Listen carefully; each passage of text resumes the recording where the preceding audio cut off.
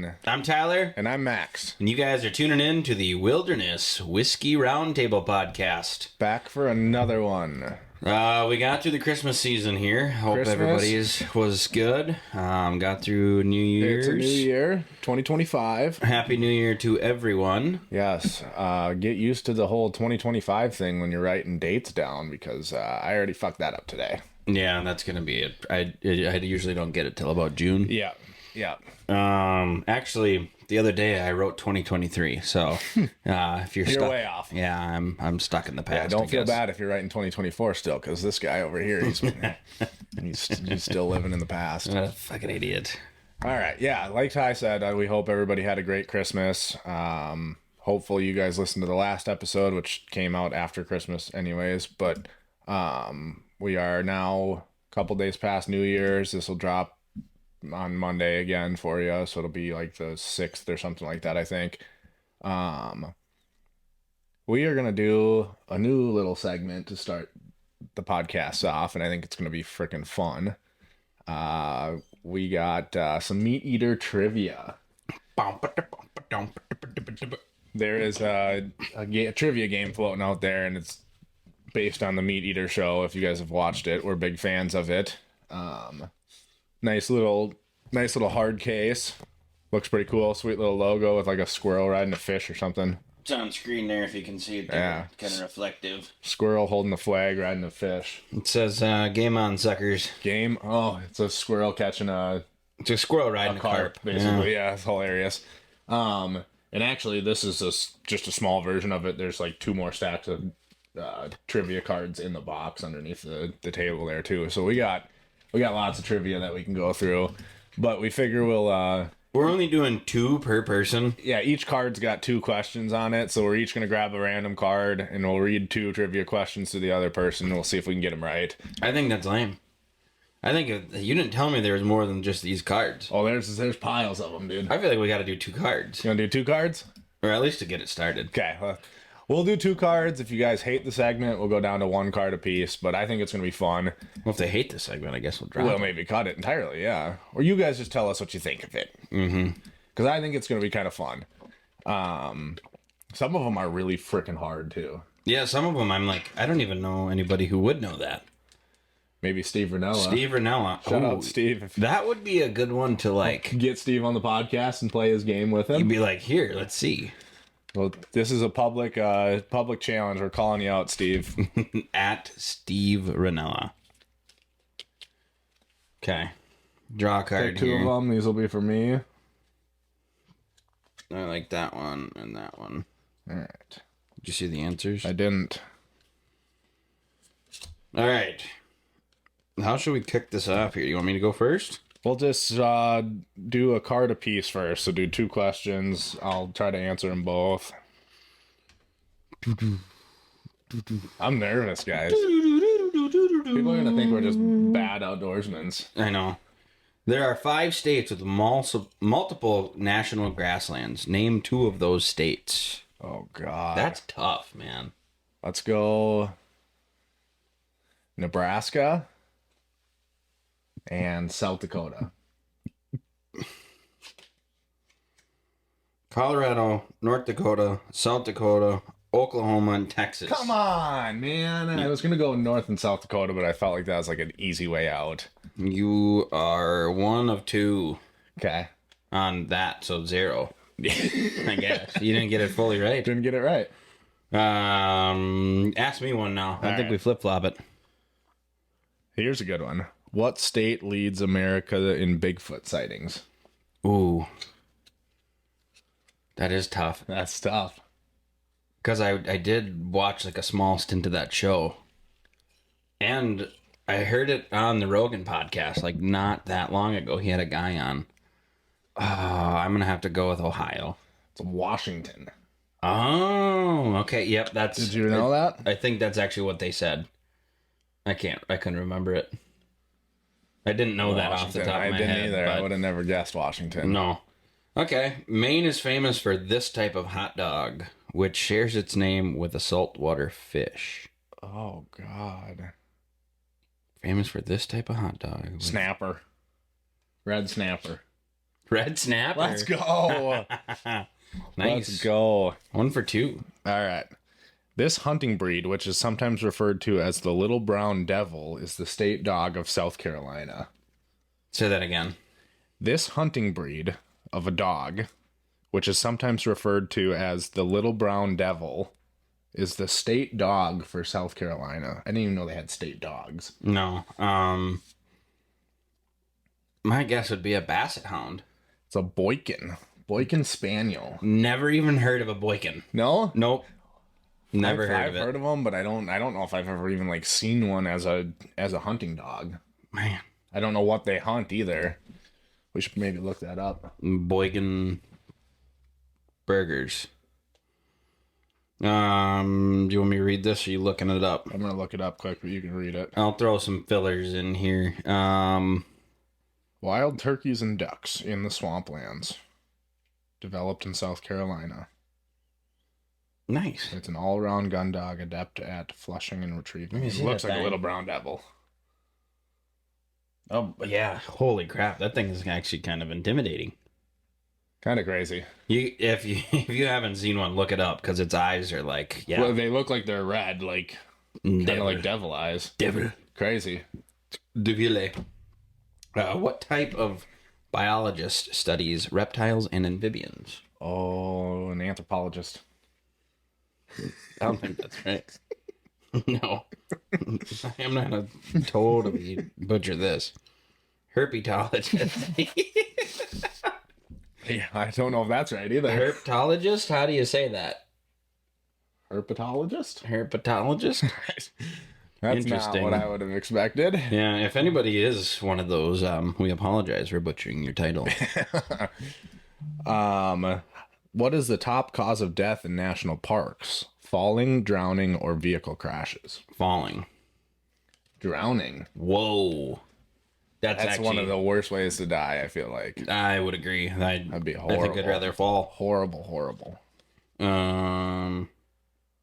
Yeah. This 3-word movement, which encourages people to be mindful of their impact on nature, became a conservation organization in 1994. Oh, boy. 3-word movement.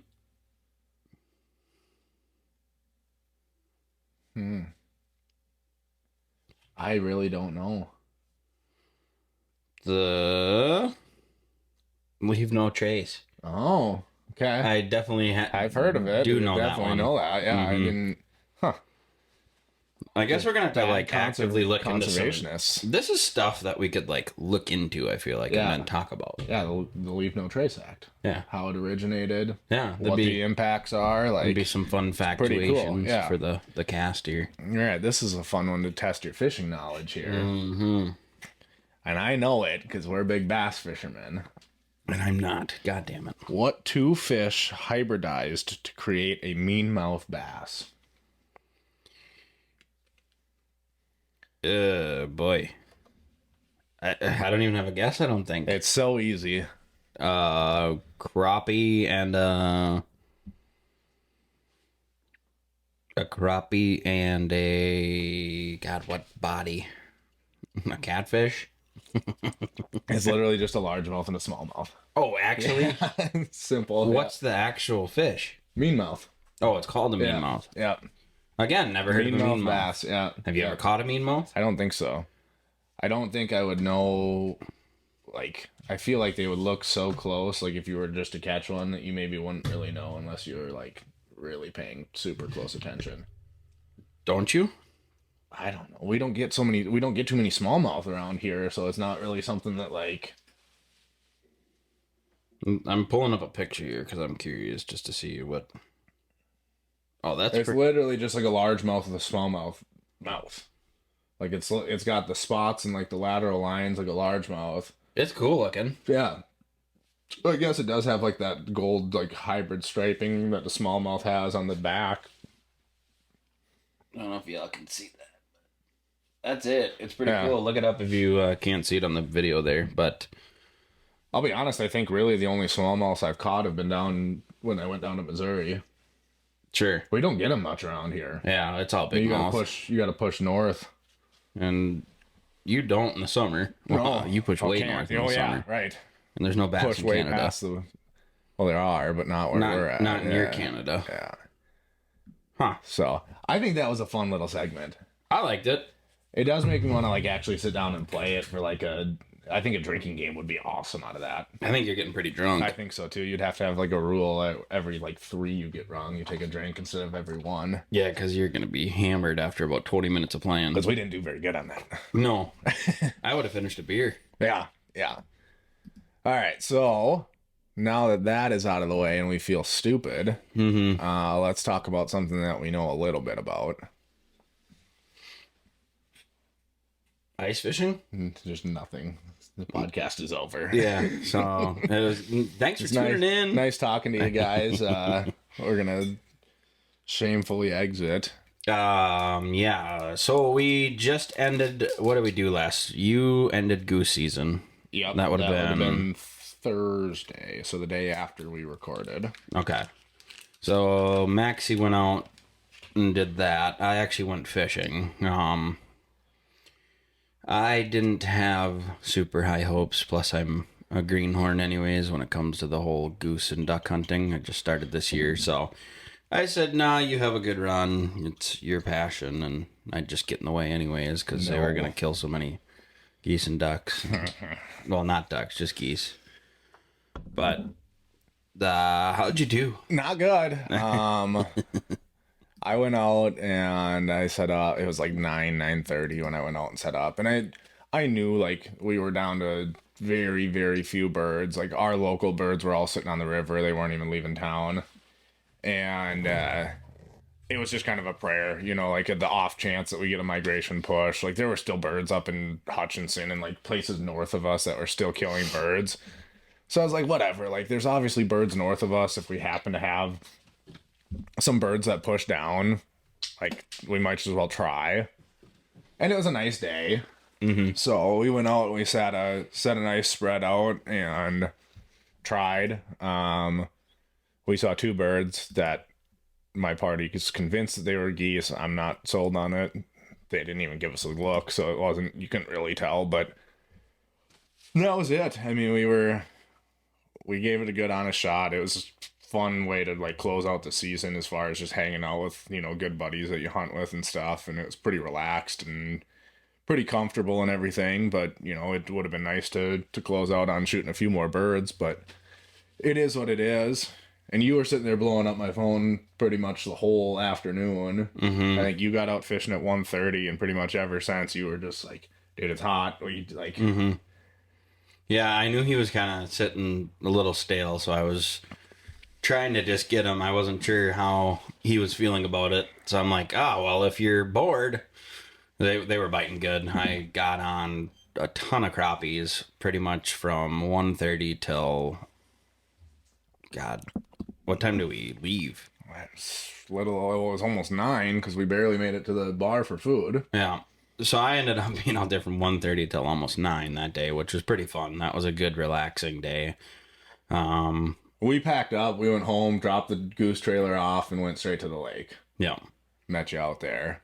Yeah, and that worked good. I hoofed it a ways, though, because we had been on this lake previously, a week before that? Yeah, that was the same lake we talked about finding all the suspended fish up on the basin. Yeah.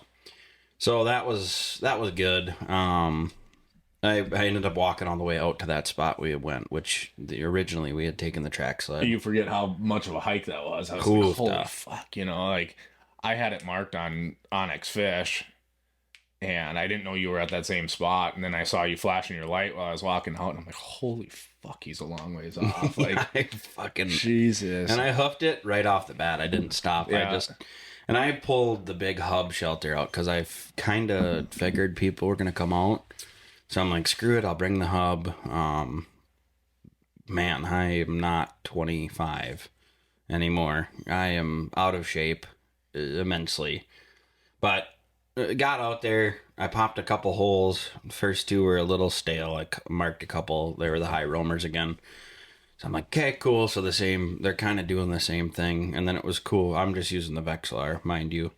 And I could tell there'd be like a pod of bait fish. I'd mark my screen like just 10 light foot up like a off the freaking bottom, Christmas tree. and then all of a sudden, mark after mark after mark on the highs, and I'd just pick them off. It was fun. So I was doing that. I got into a couple 12s, and then like 10s were pretty common for the most part after that. So yeah, it was a good day. I probably drilled 50 holes, and Yeah. I don't know. I had a blast. It's been a long time since I spent 8 hours fishing. So Yeah, and that was nice. I took Dan. So Dan hunted with me a little bit in the morning, and then she had some errands to run, and then she came out fishing with us, and she was able to get on her first crappies of the year too, which was nice. So that was a huge win. So Thursday was a pretty successful day. Now, mind you, it started raining as we were packing up, oh yeah, that's right. and then it pissed rain all day Friday. Mm-hmm. That sucked. And it sucked. And we were sitting here like, oh God, like it's warm rain. It was kind of, I mean, like I said, Thursday was a really nice day. Friday, it was like 40 something. 48. It was warm. Saturday, it was warm. Me and Danny went out Saturday, hopped around. We went to Henniker, which that was just kind of a prayer. It was like they dumped all those rainbow trout into it last January. And their goal was to have people take, it was catch and harvest was kind of the concept with the rainbows. And I just kind of assumed that, and I'm sure there are, but some of them probably made it through the winter and made it through the summer. Mm-hmm. We're like, oh, they're fun to catch. They're awesome. Yeah, that was a blast. We got into them last year. I kind of hope they do it again this year, but we got skunked out there. And maybe it was bad luck because they found a dead person there the day before. Yeah, that's super exciting when you hear stuff like that. Yeah. Oh, my God. Small town. It's not really super small town, but it's small town for us. Like, you find a dead body on the shoreline of a local pond, and it's kind of like, kind of eerie now that I sit and think about it. Like, yeah, a lot around this area, or around that area where they found it too, around Henniker there, it's pretty populated. So yeah. For them to find a body, that's a little sketchy. Yeah, it's a little concerning. So maybe that was just our kind of bad omen floating over our head for fishing there. But we went and got lunch and then hit one of our little hidden gem lakes after that and found a pile of fish and leaned into them pretty good. And then Monday, you and I went out there again and just hopped around all day, basically. Mm-hmm. I mean, we got out there, I don't even remember what time we got out there, but we fished until 4. Yeah, I think it was like pretty much noon-ish we got out there. And again, kind of warm. It was a nice day for us to be jumping around. None of our holes froze up from Saturday. Mm-hmm. So we went 2 days basically with warm enough weather to not lock any of those holes up, which was nice. We probably only punched, I don't know, a dozen holes come Saturday or come Monday. But we leaned into them pretty good there. And then I went out with a couple of buddies again there yesterday and I got into some really good crappies. We had 3 over 12. Pretty much everything we kept was in the 10 to 12 range or over. And that's the best we've seen on that lake this year so far. Yeah, it was reassuring, and it was cold and windy yesterday, and we actually stayed hunkered down in the pop-up, and we actually sat on those fish for pretty much the whole day, which is weird for that lake. Yeah, normally that's you not just common. have to chase. Mm-hmm. And I mean, we could have, every time you looked around with the live scope, it was piles of just strings and strings of fish in every direction, but yeah, we were able to stay on them. But I think that's something cool to talk about too, is like how we fished them Monday. We just used the live scope in a central location, and we just took our old school sonars, the flashers, and just dunked it in a hole, and if there was fish there, we fished it. And we just did that all day long. Yeah, and I, as usual, caught more on my traditional flasher than Max usually does on the live scope, just because I think it's, it's better. Which will bring us into our second new segment. The debate. The debates. So we agree on a lot of things. We agree on, places where live sonar and traditional are beneficial in every direction. Mm-hmm. But we're going to kind of come up with a couple of things that you could argue, and we're going to basically pick one out of a hat and debate against each other for a little bit on what we think is better. Yeah, and which this one might get a little rowdy. I'm gonna punch you in the head. We might fight here. Do you guys see anything? Just let it go. I personally am. I personally think, I do like the live scope. I will say, just to start my argument off, I do like it for exactly what we did. Yeah. I like just pointing and shooting the thing. Sitting on top of it is great for a little while, but something I can appreciate about the old school flashers is you do have to actually kind of work for it, which to me makes it feel more like actual fishing. Not just like cheating. I feel like live scope's a little bit of cheaty. Because you don't know what's down there. You don't know if it's facing you or not. So you just have a little line and you read your marks and where it's at, and kind of you learn to kind of decipher what these things are telling you. And to me, that's more fun than always knowing what's underneath you, and arguably sometimes less frustrating. Yeah. Okay. My thing with the live scope is, one, so much easier to stay on top of fish. Right? Like, we're talking your cone angle on your traditional is peanuts compared to what the live scope can do from a viewing range. Right? So you can see so much more. Which also leads to more fish caught because you can stay on top of them for longer. Two, I think from an educational standpoint, you can actually learn a lot from a presentation standpoint, a fish responsive standpoint. You can learn to separate these are active fish, these are inactive fish. You can adjust your presentation based on that. You're turning red, buddy. And then two, yes, you can actually tell once you get good at reading it what species you're looking at. Which, tell me if this is wrong. If there were no suspended fish on that lake that you were on, and you were just marking all of those bottom dwellers, and you just sat and tried to fish them all day long off of your flasher, how frustrating would that have been? But you can take one look at live scope and say, those are not the fish that I want to be fishing, and then you just don't fish them, and then you don't get pissed off. Yeah, but I don't get pissed off, see? Never. Yeah, but here's the yabba. I would have just moved. Sure. Yeah, I mean, we've done... After getting frustrated at not catching those fish. No, because I was out there long enough for the day. I was out there for the day. I put in a work shift out there. Yeah. So I would have had no problem continuing to do what I was doing, which was drilling holes and moving around. I had this big square cut out, and I was just boop, boop, boop, boop, but back and forth. I knew how the fish worked in that lake from years of just trial and error. Yeah. But see, now you take into without a live scope. You take into consideration the people who don't have that, and they're sitting there, oh, I'm marking fish, I should sit on these. I'd argue you should do the due diligence anyways. Sure. I think you should have to start at a rudimentary, it is a little frustrating because it's called fishing, not catching. Yeah. Yeah. So if we're not catching fish, that's just part of the game. If everybody and their brother had a live scope, we wouldn't have any more fish to fucking catch in the lakes. That's not true. That's so true. That is not true It's because true. There's been how many times we've had the live scope out and you still can't catch them. Which I would argue is because it's too much frequency. Oh my God. Mm-hmm.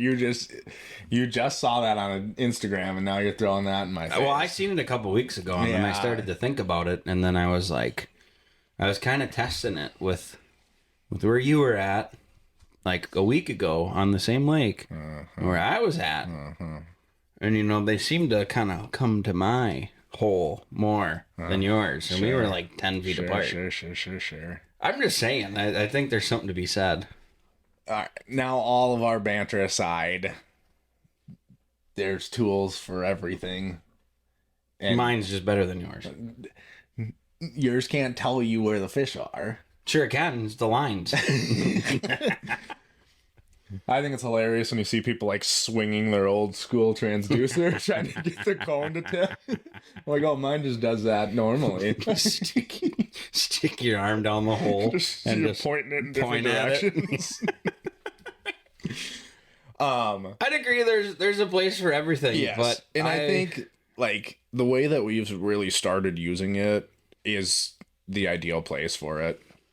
Like I will say, like when you're shacked up and you can have like a line of holes and everybody can look off of it and it's deep enough to where you're not influencing the fish because of the frequency and whatnot. It is kind of cool. You can see four jigs off of one transducer. Not everybody has to have a screen. Mm-hmm. But the way that we've been using it, and I still love my old school flasher. It's way lighter. That's a huge bonus. I'm surprised you didn't even argue that one. It's all right. The flasher's so much lighter. Oh yeah, That's what I'm saying. yeah, You should have. That should have been yeah. a key. That should have been like a number one argument point. That on is this. we. The Oh live my scope god! is so fucking heavy. The other day we this would have been 3 weeks now already, but when we went out on the little other lake and they were pretty stagnant out there, so we kind of ran around a little bit, and of course, Max gets to carry the fucking auger. Well, that's the thing. You're carrying a fishing pole, an auger, a live scope, and another fishing pole.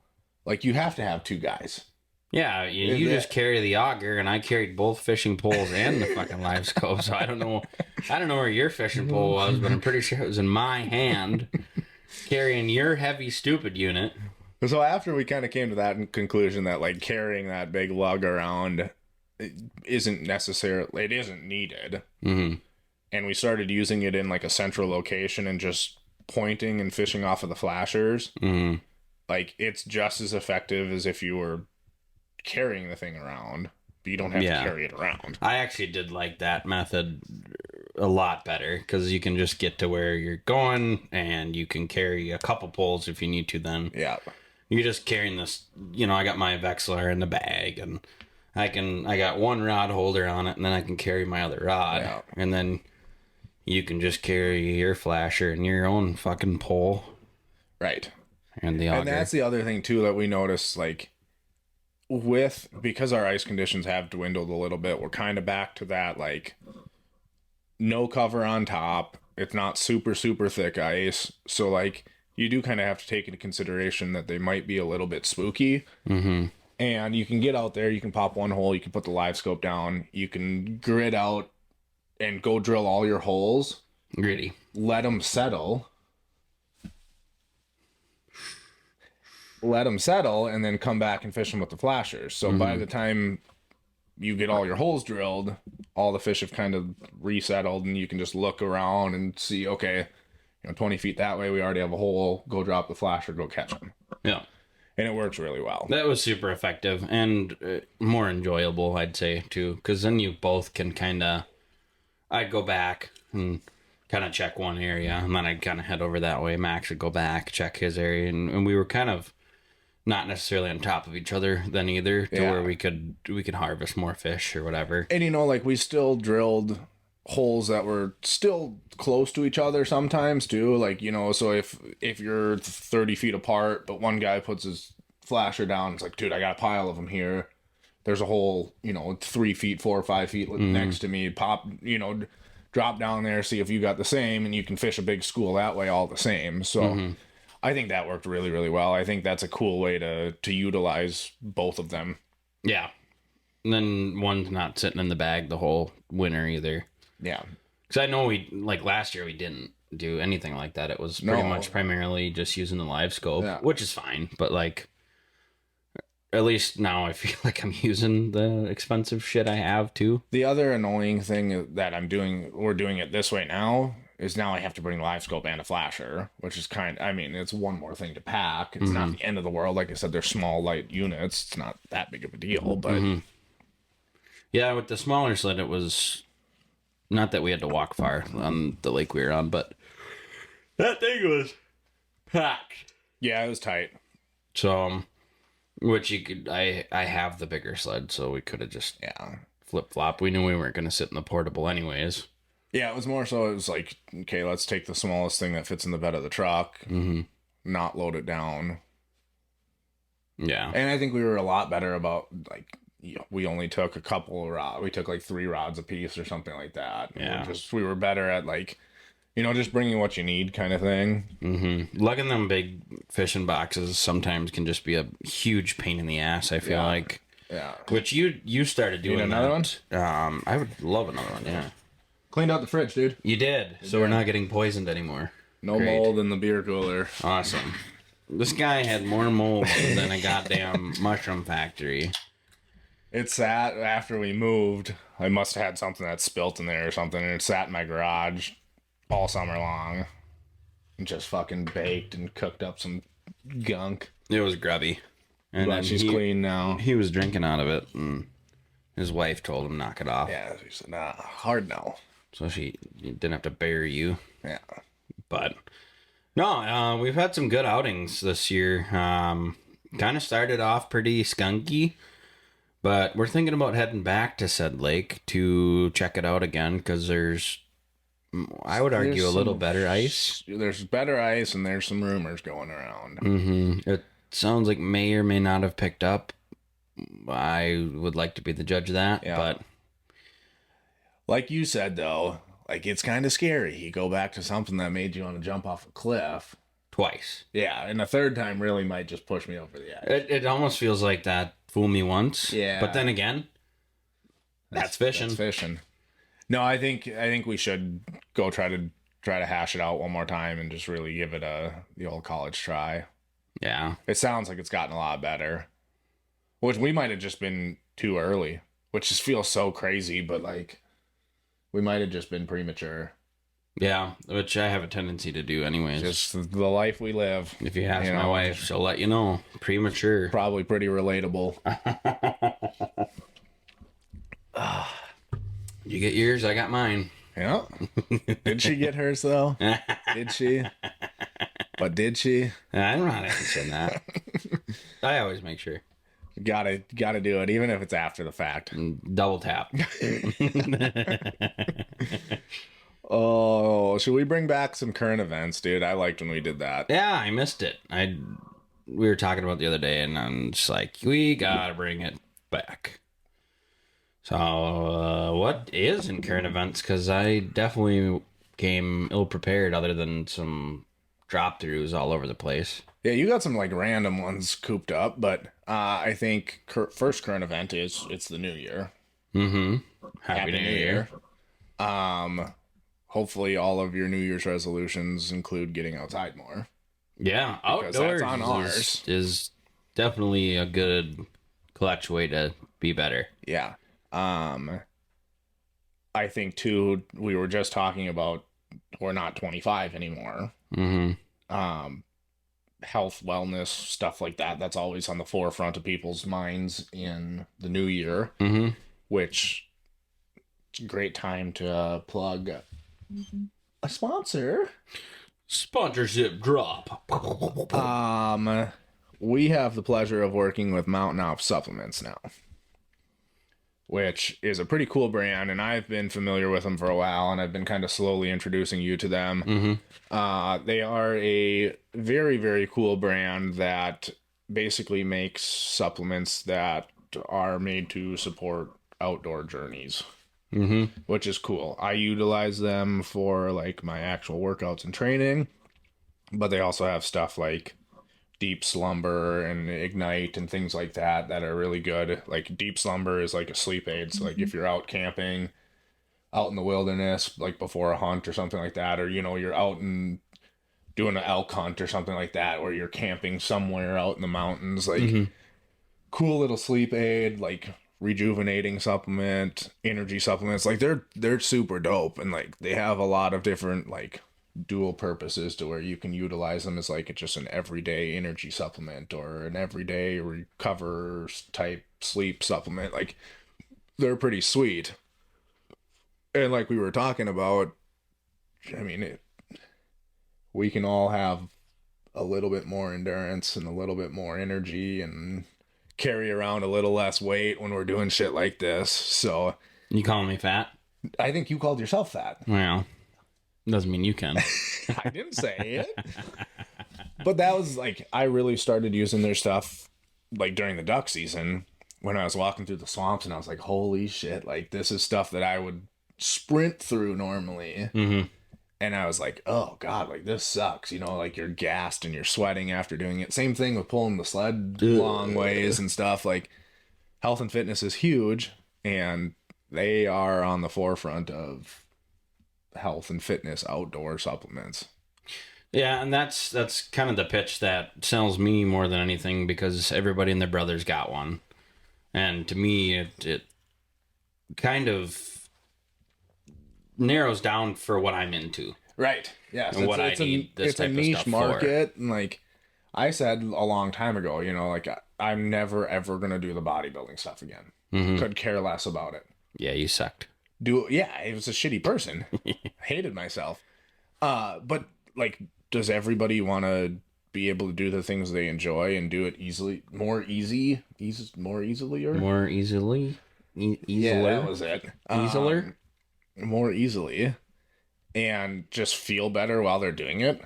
Like through the hunting season and ice fishing season, like we were just talking about how shitty like our shoulders feel, and like pulling that big ass sled together. It was just one arm, and then there was like one spot on each of us on opposite sides that just like starts cramping and locking up, and like You were like two 90-year-old men out there pulling Yeah, the goddamn it's sled out the embarrassing. lake. Granted, You know? no, it was slushy because it had been raining. Yeah. I'm gonna it argue did suck. didn't make us not look like total schlubs here, but it definitely could have been better on our own part. Yeah. And so I think supplementing something like this into your life that actually can benefit you specifically for outdoor What use. you're doing, and, yeah. They're just a little more, like Max said, niche to the market, and niche to our I think, passions. You know, I sold supplements for 10 years of my life. I know the marketing strategies. They've hit this one on the head as far as like hitting this demographic. Like, but I do like, again, I sold supplements for 10 years. I know a quality product when I see it too. Mm-hmm. And I'm more than impressed with how these guys are formulating their stuff. And I feel great when I take it. Yep. So huge shout out to them. Like I said, I think being more healthy and more physically fit when we're doing these things outside, it's never going to hurt. So again, the name is Mountain Ops. If you're looking to get yourself into it, go on their website there. Do we have a plug? Yes, that will be linked in the description. There's no like formal code or anything like that. Just follow the link. We'll have that down below. I'll do a little thing in the middle of the screen here that shows kind of some of the stuff that I use, probably like a screen recording or something of their website, and showing stuff that I highly recommend. So for sure, check them out because Put it right. Here. we touch tips. Dude, just tip touching. So that's kind of part of our New Year's resolution. Whatever you guys have for New Year's resolutions, comment it below because we'd love to hear. Yeah, what are you guys trying to do better? What are you guys trying to do more of, do less of, whatever it is? I know I had a really good buddy of mine who his big thing was like actually just spending more time at home and less time busting his ass working all the time. So big shout out to Cody, whom I'm actually wearing his shirt, his sweatshirt. Inspired Design Contracting. So if you guys are looking for a good contractor, Back to back shameless plugs. dude, shameless plugs.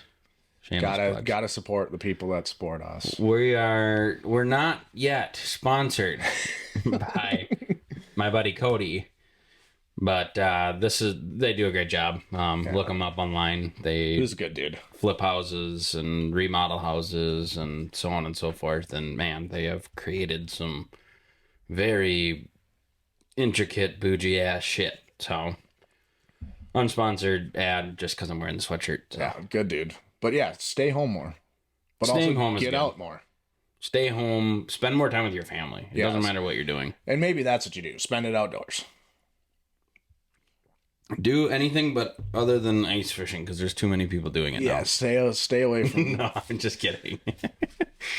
How about ice condition updates? Speaking of ice fishing, So we're actually doing okay.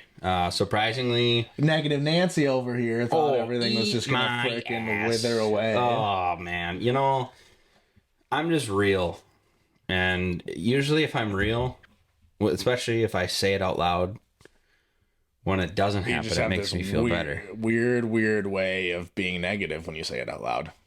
It's not. It's actually really positive because then when it doesn't happen, it's a great thing, right? Yeah, and it's like, oh, pot of gold at the end of the. If you expect dog Really shit and you get a brick of gold instead, aren't you better off? I suppose, I mean, how much more important is that brick of gold now? except for like the 48 hours that you're just beating yourself up thinking the worst thing possible. Yeah. So mental health awareness. New Year's resolution: be more positive. Yeah, I don't know about that one. I've become more negative in my old age, I guess. Yeah, Oh well. just a crabby old. Stay off my lawn. Get off my ice. No, everything's good. We maintain a solid 9 pretty much everywhere. Yeah. I feel like at least 9, and then other spots still maintain that 10 plus. Let's preface good because we did have a couple accidents over the last weekend. But not by us. No. But there were local situations where people didn't respect the dwindling conditions due to the rain. And, there were a couple of side-by-sides that went into the lake. Yeah, So- there was one up, I think it's by the cities. Don't quote me on this. I seen just a post recently, and it was like an ATV pulling a little skid house behind it. And they went over a berm or a heave, Yeah. which don't do. Don't do that. No, Don't drive over ice heaves. It's just not smart. that's You're gonna red fail. flag for weakened ice. Yeah. Gorman had one that went in. And then Big Twin down by Trimont had one too last weekend. There's a couple places up by Winnie there. I seen they closed their roads for just temporarily. Couple on Red Lake that did the same. Yeah, and that was as of like yesterday for Winnie. And Yeah. Red Lake, I think, was already 2 days ago. Yep. So by now they probably, and especially by the time this launches, Correct. more By the than time likely you they'll hear be this, open. it should be better. Yep. Do your due diligence. Yes. As far as traveling, especially because I know a lot of the southern Minnesotans down here, we're kind of just forced to travel up north right now. These last 2 winters have been miserable for us. So if you've got bigger houses, you're forced to take them up north. So call ahead and make sure wherever you're headed are good to go. Even Yeah. if you're like, well, I booked it 2 weeks ago and they're fine. Well, after this weather like this, just double check so you don't get pimped when you get up there. That and two, like all of us down here in southern Minnesota, Iowa, anything south of the cities. I know you have castles. I know you have permanent houses. I know, like, if you got machines that make it a lot easier to travel, yes, it's convenient using all of that stuff. Use your brain. Mm-hmm. I mean, for a while, like over the past weekend with the rain, I wouldn't recommend anything more than foot traffic. Mm-hmm. Let it recoup. If we had conditions that possibly dwindled the ice, let's take a step back. Let's be safe, be smart. At the end of the day, like, Is that why we haven't been using the track sled, you sleazy bitch? no, I'm not too worried about the track sled. But Whatever, also, dude. we've been fishing places that are close walks too. Like, Yeah. Except for the hashtag one health fitness. Hashtag cardio. you should make it a point to walk anyways. This is actually a thought I had at the beginning of the season. We were running the track sled. We got lazy. We did. Running the track sled right off the bat. And I'm like, well, shit, this is kind of the time of year I actually end up losing 5 to 10 pounds because normally we're hoofing it, especially on that bay we fish that we might go revisit. That's a walk to get to It's a the mission. fish. Yeah. And it's not a short walk. It's not a fun walk. No. But But in years past, we we do always is walk do it. Yeah. Always walk it. And this year we haven't walked all but the recent one, which is surprising. Yeah, and then other than that one when I had the track sled out goose hunting. Mm-hmm. So, and that was really the only one that was like a hike that we actually walked. That was rough. You know, our little hidden gem's pretty damn close to the landing. That one we really don't ever need the track sled on. No, I wouldn't say so. Some of those other ones, yeah, like you said, those are walks that we've made before that shouldn't be that big of a deal. We're not doctors, but fucking a walk. Yeah. Get your steps in, boys and girls. Mm-hmm. Let's be healthier this year. We'll walk every other from now till we can drive. And then just drive. So yeah, just be smart. Like I said, if you get warm weather, you get a bunch of rain. Yes, maybe things were great. Maybe you were driving ATVs. Maybe it's, let's take a step back and reevaluate. Obviously, watch your heaves. That's a big one. Yeah. And then watch any like fracture healing areas. So like those big boy cracks that you can tell are there and have kind of healed over a little bit. Still be a little leery now. They're not as good as the rest of the ice. Correct. It's just like using logic. Yeah, it's that's important. science, people. Just think a little. Just use your fucking brain. Yeah. No, the last thing we want anybody outdoors, new people coming out to this thing is just, if you don't know, ask. Yeah. And there's no sense in anybody getting hurt over this shit. No, it's recreational. At the end of the day, it doesn't matter how passionate you are about it. It's recreational. Yeah. So let's keep it recreational. Stay out of the water. Yeah. Probably a good time being we're talking about southern Minnesota stuff. There were some rule changes, some legality stipulations. Assholes. What? We were just talking about it's all really good stuff. Rule changes never feel fun. You feel like, somebody's trying to control you, whatever, blah blah blah. We're there. We get it. Yeah, but I'm on board with these changes, and I think it's something that arguably maybe we should have talked about previously already, but we're going to talk about them now because we're talking about current events. The DNR has decided in Minnesota to change a limit structure, which I can really appreciate. I'd agree. Some of these lakes get overfished. There's a big one down here that we fished that is already being just fucking murdered. Pounded. And people are taking their limit every single time they leave that lake, and they're going out once a day, every day. And it's fine. I get it. We all love fishing. I'm not against you grabbing fish out of the lake. That's not the point. No, and there's a point where that's important too. Sustainable harvest is equally as important. But there are some lakes that are getting absolutely decimated with pressure and harvest rate. Right. That some of these changes needed to be made. Yep. Right. Essentially, we're just trying to not take all of the fish out of the lake. That's what it boils down to. And it does happen. It happens a lot, especially through COVID and everything. There was a huge, huge influx, especially in ice fishing. There's more people than I've ever seen, especially early season, like right now. I don't know if I've ever seen this many growing up, doing it my whole life. And this early in the season, there's already, you're seeing, instead of seeing 3 people on a lake, which you would more, 30. Yeah, you're seeing 30. So we 10x'd it. Yeah. And that's fine. But with that, and with more interest in it, it just means we have to take our shares, and our shares need to be lowered a little bit. Yeah. And that's not always a bad thing. So, highly recommend looking up the new regulations, which you should arguably do every year anyways. There are certain lakes, none that are necessarily super close to us in southern Minnesota, but there are plenty of lakes that have legitimately number changed your daily limit. So your crappies aren't 10 anymore, they're maybe 5 on this specific lake. But across the board, they have made the change to match your daily limit to your possession limit.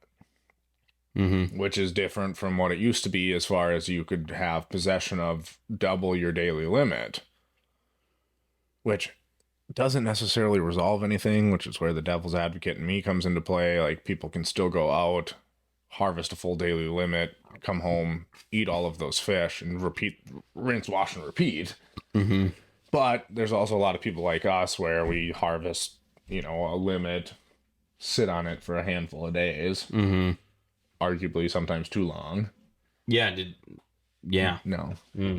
And which just in turn means over the past week, we go out and we fish, and we can't keep fish, which is fine, right? We still do this as a hobby. We still do this for fun. We don't need to keep fish every time. Yeah, I like catch and release, actually. Especially if you're in a lake that you're trying to keep. Does that hurt the fish, though? No. Okay. No. Good. Fish are fine. And just pull it out of their mouth nice. If they gobbled it, Jesus Christ, and you rip half the shit out with it, maybe take that fish home with you. That's probably a good idea. Don't be that guy. Also, to whomever in this area took a bucket of fish and dumped it on the fucking access and left them, if I find out who you are, yourself. I'm going to fucking kick you in the head. Yeah. Don't be a fucking asshole. Yeah. Excuse my language, but goddamn, this stuff gets us riled up. I think another noteworthy point from that standpoint is that little hidden gem lake that we were fishing.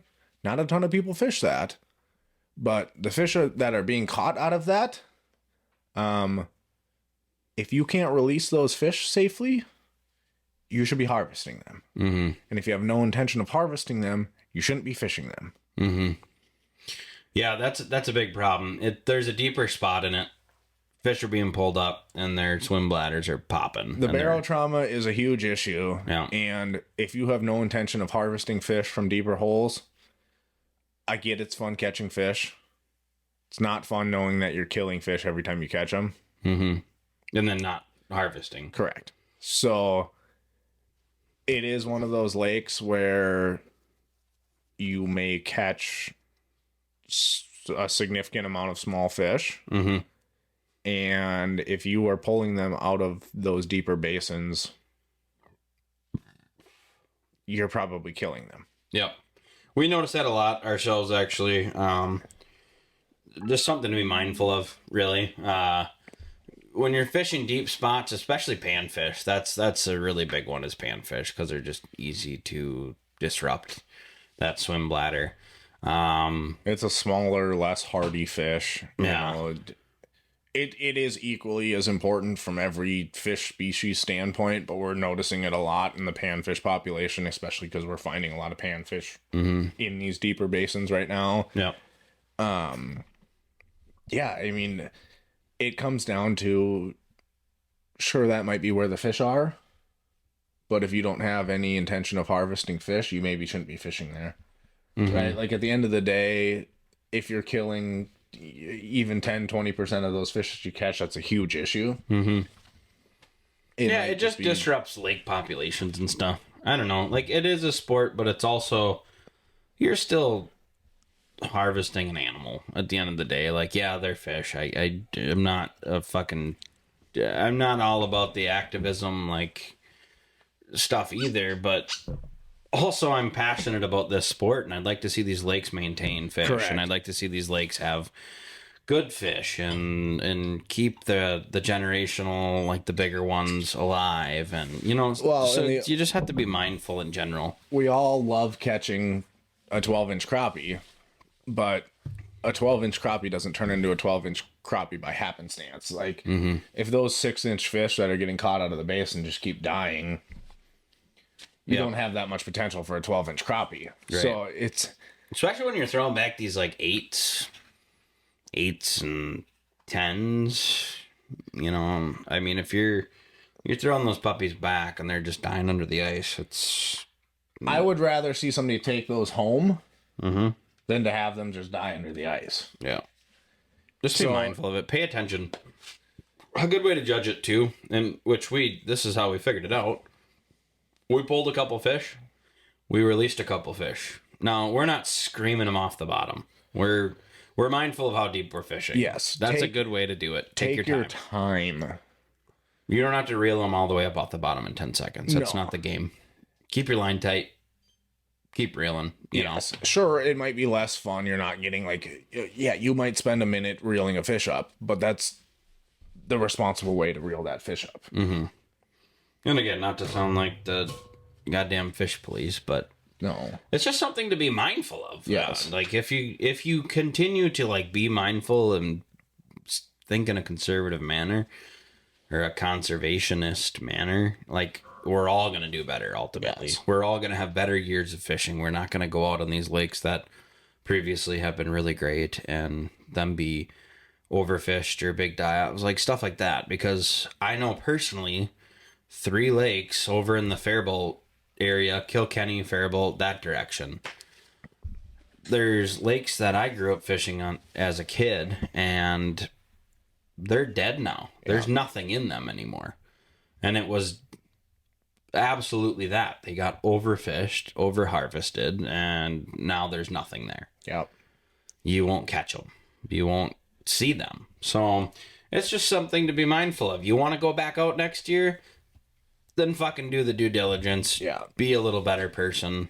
And I think too, like, look for the obvious signs. I mean, if we're talking barotrauma still, like if you're reeling a fish up and it comes up with big buggy eyes that look like they're blown out of the head, take that fish home. Take that fish home. And if you try to release a fish and it rolls belly up right away, take that fish home. Mm-hmm. It might sit in the hole and kick off eventually. It's going to roll up underneath the ice. Mm-hmm.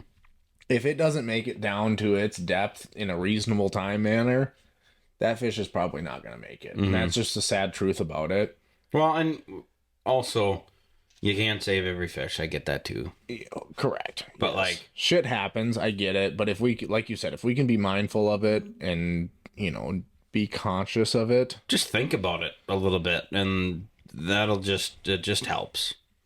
You know, my rule of thumb was always like 30 feet was kind of that like borderline point of barotrauma. Mm-hmm. We even noticed some of those fish that are suspended over 30 feet that were showing signs of it that we harvested. We chose that was the best approach. But even fish that you were catching out of 18, 20 feet suspended over that basin that were showing signs of it, taking our time reeling them up and they were still showing signs of it. It's different in each scenario. You just have to be self-aware of it, right? Like you just have to be conscious of it. It was weird. It was definitely kind of odd seeing what we did see, and like we did release a few of them and they ultimately came back out. Like we released a few of them that arguably looked fine and swam off fine, and then all of a sudden you look down again, you're fishing the same hole, and there it was in the bottom of the ice. Yeah. So it was definitely weird, but like once we noticed that, then we shifted. We changed our approach on what we were kind of going after, what our goal was. And actually, like, ironically enough, we chose to upsize and be a little bit more choosy on, like, the fish that we were fishing on the sonar. Mm-hmm. You know, we upsized to make sure that we were trying to bias bigger fish. Mm-hmm. We made sure that we were trying to fish the highest marks out of the school. Mm-hmm. Like, just being conscious of things like that, like, knowing that your bigger fish are going to bite a bigger bait.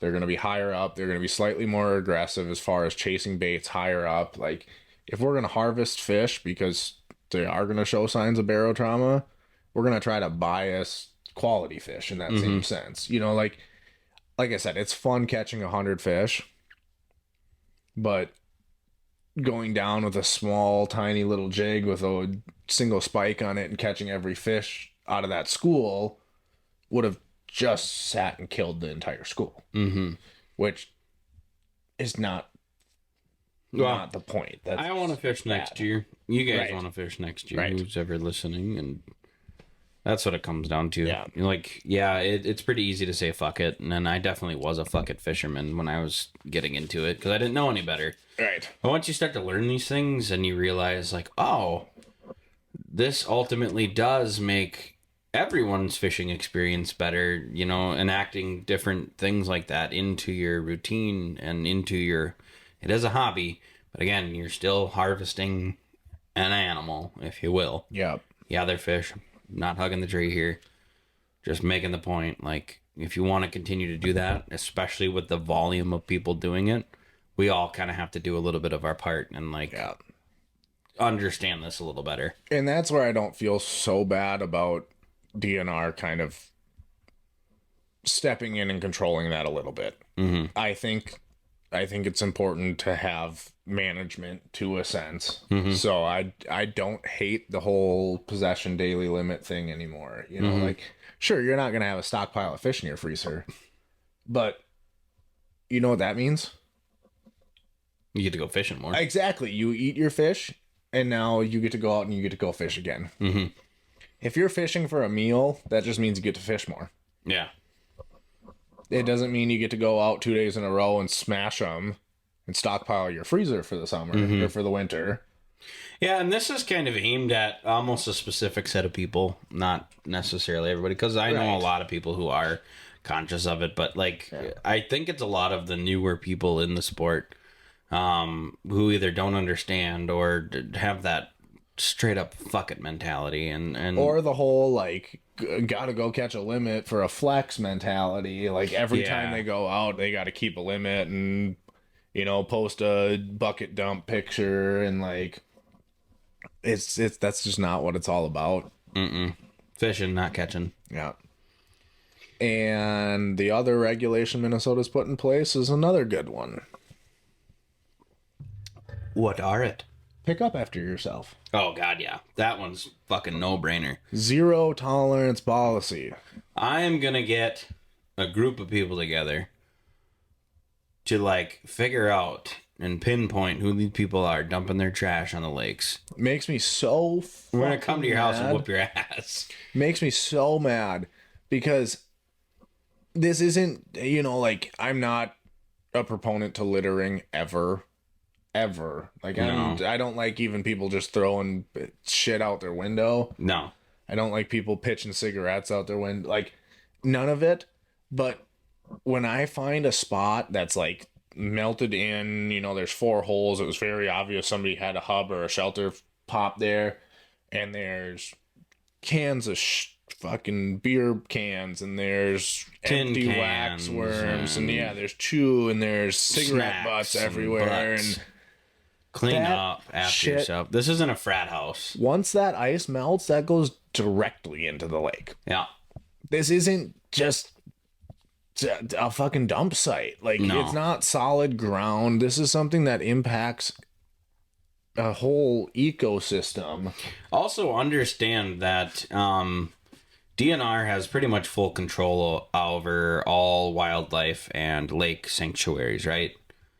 It is very possible for them to shut down a lake. Oh yeah, just entirely. They can close just it to shut it down. traffic. Yep. That is a thing. And if people continue to do this, they'll do that.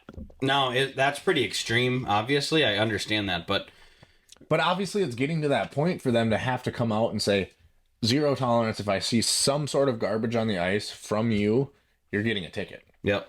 It's getting bad enough that we're at that point and we have to have this conversation. Don't sink your beer cans. Don't throw your cigarette butts. Just put them in a bag. Carry. It's not that hard to crumple up a Walmart bag and carry it with you. We all got them. We all got a cover full of 90% of them. the time you stop at the gas station, you get a bunch of snacks, you got a bag. Yep. We have fucking 3 of them laying in the sled right now. Don't be lazy. And if you see people doing it, call their shit out on them. That's something that I've always been super passionate of. I've spent many times, especially in the lakes I fish around here, when I'm pulling off the lake and I see this shit, like, I stop and I'm picking up other people's trash because I don't want it in my lake that I fish. Yep. And nor should you. If you enjoy fishing, even if it's just a little pastime that you do a couple times a year, have some goddamn common decency and just don't do that. Like, Yeah, it's a respect thing, and, like, I don't know. It boils my blood to see people have zero respect for something that obviously they enjoy doing, but they don't care enough to support it. You spent all this fucked. money for all this gear and this shit to do it, and, like, you go out and you harvest your limit, and then you dump all your trash in the ice. Like, It's that, like, take mentality Yeah, like you're owed it. Yeah, like I'm gonna take, and I'm never gonna give back, and I'm not gonna give a fuck about it. Boy, it riles me up. Yeah, that's one that's always been super touchy to me. And like growing up as a kid, even it was very well taught. Like my cousin who got me into it, it was like, if I see you throwing shit on the ice, you're gonna get punched in the head. You clean up after yourself. You leave it better than you found it. Yeah. And I think honestly, like, we should try to make a point towards the end of the season to just kind of hit some of our local lakes and just clean up. Mm-hmm. I mean, as much as it fucking sucks and as much as it pisses us off, we can do our part. Like, if you see it, pick up after it. Yeah, it sucks. It does. I always make a point to do it. It's not fun picking other people's shit up, but I do it because I don't want it. It's better than it sinking to the bottom of the lake. Yeah. And you see like all these extreme, like the commercials where the, turtle's got a 6-pack plastic wrapped around its head or something, like, but that's the shit that actually, it legit happens. Like even like broken lures, like I've seen so many fish just wrapped up in just shit. I caught it was a sunfish once, and it was actually tangled in line and had grown into the line. Yeah. And it was dragging it behind, like it was a coil of it. Yeah, and it literally like is deformed because of how wrapped around whatever part of the body it's kind of fucked. And it was one of these local lakes, and I'm just like, no, it's not okay. No, and I get, like we said, shit happens. You break a line off, like it might break in a weird spot. There might be a mess of line, but if you got a bird's nest and you cut it out and you throw it in the lake, fuck you. That's fucked. I take it, and bear with me because it takes some time here. Ready? Oh, and there it went in the pocket. Just like I throw it in my tackle bag. Yeah. And then every once in a while I clean out the spools of line out of my tackle bag. Yeah, and I've had it. I've thrown it in the bottom of the sled. I've done, like it makes a mess. Yeah, I get it. It sucks. It's stupid, but like. But you brought it out there. Don't throw it fucking in the take lake. it with you. Take it with you. So, take your shit up. I'm all on board with them cracking down on it. Yep. I want to see more DNR people out checking licenses and checking for trash and doing this stuff. Like, we've got checked a couple times, but like, I really hope they start cracking down on this shit because it needs to stop. Yeah, if you're not gonna do your part, then you shouldn't be doing it. No. Sorry. You can't just come out here, and this is where the newcomers kind of piss me off a little bit. Not all of them, but like the people who just were looking for something to do, and so I just got into ice fishing, and now I'm gonna go out there and I'm gonna fucking drink my ass off, party, and I am an advocate for partying on the ice. I really am. It's fun. It's an really absolute blast. You get to do two super fun things at the same time. Yep. It doesn't mean you can be a dickhead. No. It doesn't mean you can. It's not a frat house. It's ice. There's fish living in there. There's people fishing it. Clean up after yourself. Yeah. Bottom line. All right. Well, we'll stop beating on that one. Sorry for the negativity on that one, but it's not. It's important. No, it is, and it was just a good segment to talk about. It's new stuff that's going on around us. It's part of what we believe in and part of why we started this podcast. It's exactly what we're passionate about, and it's exactly what we're pushing for. So yeah, and it's a sustainability thing. Sometimes you're going to have to listen to us be mad. We're just gripe. Just dad and dad here. Dude, have we even talked about that yet? I don't know if we have. I was actually going to ask that. This fella right here is going to be a father. El Bebe. And I couldn't be happier. Oh, man. Crazy. Current event. Current event for Indeed. New baby Burl. On the way. Everybody should drop a comment and say what you think it is. Baby I think boy. It's a girl. Baby boy Burley. It's a girl. It's not a girl. If anybody wants to send pink stuff to his house, I can get you his address. No way. We'll get a P.O. box. We don't need to be giving out my address, dude. Some people just think they're a fucking hilarious, and they're just gonna just do a whole pink dump right to my fucking doorstep. Oh, that'd be. No. just gave me an don't idea. get any ideas. You gave me an idea. No, I'm gonna go to garage sales. just I'm get gonna everything. Just everything that I can quarter. paint. You just empty the fucking coin drawer. I'm gonna get a dump truck load worth, and I'm gonna back it up. Yep, bring it back. Just dump it right there, right in the fucking driveway. And I'm just gonna go. I love you, buddy. Peace. Happy having girl. And then it'd be a boy. It's gonna be a boy. It's dude. not gonna be a boy. He thinks it's gonna be a boy, but because he thinks it's gonna be a boy, it always makes it a girl. Always. So I think it's gonna be a boy because my wife started like absolutely loving all of the things that I like. Which maybe that's just my like genetics tipping into it, but Yeah, that's all it is. she You're just gonna have likes- a girl that's like you. well, Same as me. that's scary. Mine looks like me Yeah, she and does. acts like yeah. me Yeah. and does the things I did as a baby, and it pisses me off. Oh no, it's gonna be a boy, dude. It's gonna be fine. Everything's gonna be fine. It's gonna be a boy. Blue or pink, people? Post it in the comments. Let's hear what you Comment gotta below say. What you think? I'll send you his phone number. You can call him. Just getting harassed all day long. It's a girl. Oh God. You get No, phone calls. we're getting close to the point of probably being able to find out. So I'm getting anxious. We're probably like 14, 15 weeks along right now. So we're getting into the time where we can start figuring stuff out. Mama bumping yet? I obviously A I don't little really bit. check her out that You're close. you're not checking my wife out? Not You just don't think not she's that attractive? close. Oh boy. Well, that's tipping into a whole new scale. I totally checking your wife out. Is that what you want to hear? You see that thing? Damn, Dano. What that thing do? What are you doing? No, I think she's bumping a little bit. it's pretty subtle, I think, at this point, Yeah. because my wife didn't show till. It was kind of funny because like she was really sick and she was like super bloated for a while, Mm-hmm. and it's like she's like, I think I'm showing, and I'm like, I think I think you're not. yeah. And now it's at the point where that's kind of settled. Yep. She's feeling a lot better. There's like a little baby bump there. It's weird how low it is. Like Yeah. I just instantly like think like you should be just like bumped out up here, and it's like Yeah, it It's starts low. slow and it works its way up though. Like it eventually like yeah. it's like obviously once it like gets big. it's like diagonal. I don't know what I'm talking about No, or doing. no, he's fucked. It's fun. I was there, just so new it's dad. fun to see somebody else.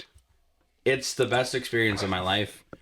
Also, some days you want to just Yeah, I just sit and listen Choke to your your children. stories, and I'm like, oh my god, I don't know if I'm ready for this. well, you've seen Mila's tantrums. Yeah, just the other night, Yeah, that's great. It's really fun, and then I especially in just freak stores. out. Yeah, Ah, no, take it back. it's different when it's your own though too. Yeah, I know. I hear that all the time. Like it, all of a sudden, it doesn't matter. It's still the super young baby stages. I think for me, were like I definitely lost my cool a few times, Yeah, where it was just so much, but like also something that you need to learn right away. Put them in the crib. yeah, Walk away. yeah, Take the 5-10 minute break. It saved my life yeah, several times. It was like, okay, you've had your milk, you're changed, you had a nap at one point, you're crying to cry. Yeah, you have I everything can't you need. rock you. I Yeah. can't, yeah. set them down, close the door, walk out to the garage, take a couple breaths, walk back in, and you're good. Yeah. That's my dad advice. Any dad advice? Please let me know. Yeah, it's a change Yeah, your whole life very quickly, all Crazy. at once. All Yeah. at once it goes. You lead up to it, you're like, oh, you're pregnant, it's so great, this is so fun, I'm gonna be a dad, and then the baby comes out, and you're like, oh, what is that? help. Yeah, you have no idea. Well, and it's so funny too, because like we've been trying for quite a while, and now all of a sudden it happens, like almost at the point where you've kind of accepted the fact of it wasn't Not going to happen. Mm-hmm. And it's like, holy shit, I was gone all summer long. we come home a little bit in October, and then I go back up and I get this FaceTime call with a pregnancy test on the screen. Bah. And I was like, what? Are you serious? You know, like, it took me a hot second to even realize what's going on. Mm-hmm. And I was like, no fucking way. It's your brain almost has this like pause. It's like a lag time. It's Everything like, stops. The whole thing just skips and like, Everything around you stops. Like the whole world pauses, and then you're just like, what? That's pink. Okay. There's 2 lines there. 2 of them. Okay, that's a test. That's a pregnancy test. Yeah, and then I read what the Pregnancy. 1 line, not pregnant. Not. 2 lines, pregnant. Pregnant. Double check. 2 Me. lines. Did you pregnant? You took test. Test me. Assuming. You with me test with us test equal pregnant. Baby? You Well, sure that's right? It was so funny because it was like midday and I get this call. And I was like, what the heck is, like, why is she calling me in the middle of a work day? I'm like, she knows I'm in the middle of this. Like, it must be kind of important. Why Why are you calling are you me? calling me? And we're laying flooring in the main cabin. So I'm, down there, we're getting like right to the doorway too, where it's like the tricky, you got to make some cuts to fit around the door frame and whatever. And Andy's standing over my shoulder, handing me floorboards. And Danny goes, oh, I got to show you something. Or I got to tell you something. And she just flips the camera around to a pregnancy test. And like everything just like zooms out and then zooms in. And I just hear Andy like hooting and hollering in the background. And it just still hasn't even clicked with me. No, you're not even there. Like I don't even know what I'm looking at yet. Yep. And then I'm like, wait, what? Are you serious? Mm-hmm. And I couldn't even get excited because I was just like still processing. And I was like, it's the what? Yeah, it's the weirdest, scariest, best thing ever. Yeah. But at the time, it's arguably not. Because it's a lot of fear. You don't even know what to do, and I'm like, I don't know how to do this. Like, and it's not that you're not happy for it. No, I was so excited. But like, also, it's like this is real now. Yeah, and it's like holy shit. And that feeling, I hate to tell you, buddy. I hate to tell you. Doesn't go away when the baby comes out. Take that times 200. The nurse was talking to me. I helped my wife through it. Didn't want to. Ended up doing it. I was holding her leg in a position to where she could birth better, and I staring down the pipe. I basically caught my daughter coming out. So wild. That to me, never wanted that experience. It's still the coolest, scariest thing I've ever done. But I'm standing there, head came out, shoulders shot out. Like shot out. I never even knew that was a thing. Mila like actually dived out of my wife. Like touchdown, she's holding the ball. It was crazy. I was like, wow, she got the end zone. And the nurse, I'm sitting there and I was so freaked out because I'm like, well, that didn't look normal, 1, but 2, you go into the shock. Like it's probably one of the only times I think my body has actually gone into shock. But the nurse is standing from you to me away, and she's talking to me. She's like, and I'm standing there, blank face, white as a ghost. I could just feel it. All the blood has traveled out of my head and face, and I couldn't understand. Could not understand English in the slightest bit. Yeah, it was the weirdest feeling in the world. I couldn't even understand what she was saying, and I'll never forget it. Yeah. It's so wild. But then after that, that fades, and then you're holding it. Yeah. Oh my god. It's exciting. I'm excited for you, dude. You guys were having some troubles in the past, and I was really bummed about it because you're gonna be a great dad. I hope so. Oh, you are. You got it, dude. You got it. I promise. And I hope nothing for the best for you guys. So Wild. Happy New Year! Everybody Happy knows. New Year. The current internet events, knows. Babies. Internet knows now. Oh, God, it's wild. Good spot for a little potty break, and then we'll come back. And I could do our piss like a little, Russian racehorse. Do our little whiskey segment. We're gonna go hug in the bathroom. Just cry. Yeah, it's gonna be great. Dad. We're dads. Be back in a minute. BRB. Be back. Back in the Potty saddle. break. Gotta go. We've been trending some longer episodes, and you guys got to go to the bathroom every once in a while. Yeah, what are we on now? Oh, we just restarted technically, Yeah. so we were like an hour, little over an hour, I think.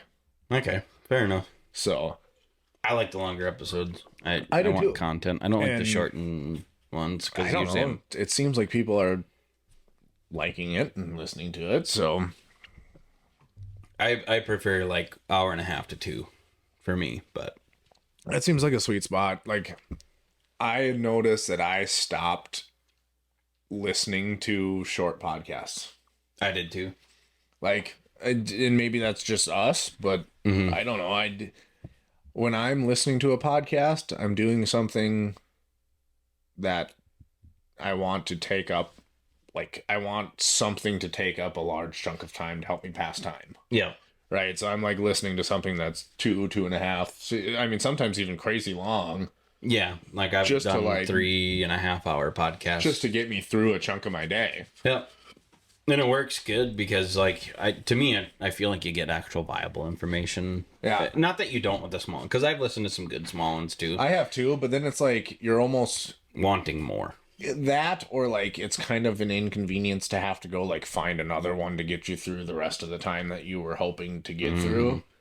Like, to have to go listen to 4 different podcasts. Well, sometimes too, I feel like I don't get all of the information that I can because you're summing up some. Like, I've listened to a couple for, like, a good example is, like, real estate. You know, just I'm interested in potentially getting my real estate license. So I listened to, like, 6 different ones now. And all of them are super short episodes. And then there's some, like, talk, like we do, you know, like, Yeah. in there. And then it's like, okay, well, Now I just got 10 minutes of viable information. yeah, That's not enough. and I'm like, if you were to have dived into 2 of those things a little deeper, I would have appreciated it a little more and actually gained something from it. But now I have to listen to your next episode, which generally speaking is something different as far as topics. Right. It's not like it's just strung together. No, even if it were that, I would arguably like it better to where like it pertains to the last one a little bit, but it's always new topics and it's Right. really quick. So it's like, okay, so am I supposed to have like background information coming into this at this point? Yeah, you almost have to have some sort of knowledge coming into it before you even listen to it to like. Which at connect that the point dots. defeats the purpose for me Right. because I don't have the time Noob. to have that fucking information. Noober. Noob. Newburton. Yeah, no, so hopefully you guys are liking them. I don't know, we could probably sit and talk for 6 hours, but we like doing these like 2-hour podcasts. I think they're kind of the sweet spot. Yeah, I do get called home, so you know, I Yeah, guess the wife likes to see me. Well, that's not the worst thing in the world, I suppose. Yeah, It'd be a hard pill to swallow if she just didn't care. could do more. I'm kidding. Honey, if you're kidding. listening, She's that's not. a joke. That's a joke. We know they're not. Yeah, Neither of our wives are. Yeah, they don't listen to us. They listen to us Unbelievable. enough, and we hang out enough to where. That's true. Get just to listen to us talk about the same thing we talk about when we're sitting in the living room together. My wife completely blocks us out. I think she started reading a book the other day. Yeah. You were sitting in the living room, Yeah. and she like picked up her book. She's like, So, okay, cool. We'll just talk to you later. Whatever. I do. I was in the middle of just asking her how she was, and she just was reading. Just, What? how are you? Yeah, don't talk to me. Yeah, you don't have the right to talk to me. Oh, God. Should we do a little whiskey reveal? Yeah. Reveal your whiskey, baby. What do we got here? Wild Turk. Turkish Delight. I think we've done wild turkey before. This is the rare breed. This is That the fancy Turk. yeah. That Turk that you don't see too often. Turks and Caicos. Wild turkey rare breed, barrel proof. Master distiller, Jimmy Russell. Old Jim Ross. Old Jimbo. I almost got to take like a. Can I have a beer? I got to take like a Swisher to clear my palate here a little bit. There's not a whole lot of information on this sucker here. Small batch, 116.8 barrel proof. That's oddly specific. That means 58.4% alcohol per volume. Number 4 char, whatever that means. Distilled and bottled by Wild Turkey Distilling Company in Lawrenceburg, Kentucky. I got the tasting notes here, but let's analyze before we read them off. Let's see what we're talking about. Very Caramel. sweeter caramel, yeah. Caramel. Brown sugary caramel, I'd say.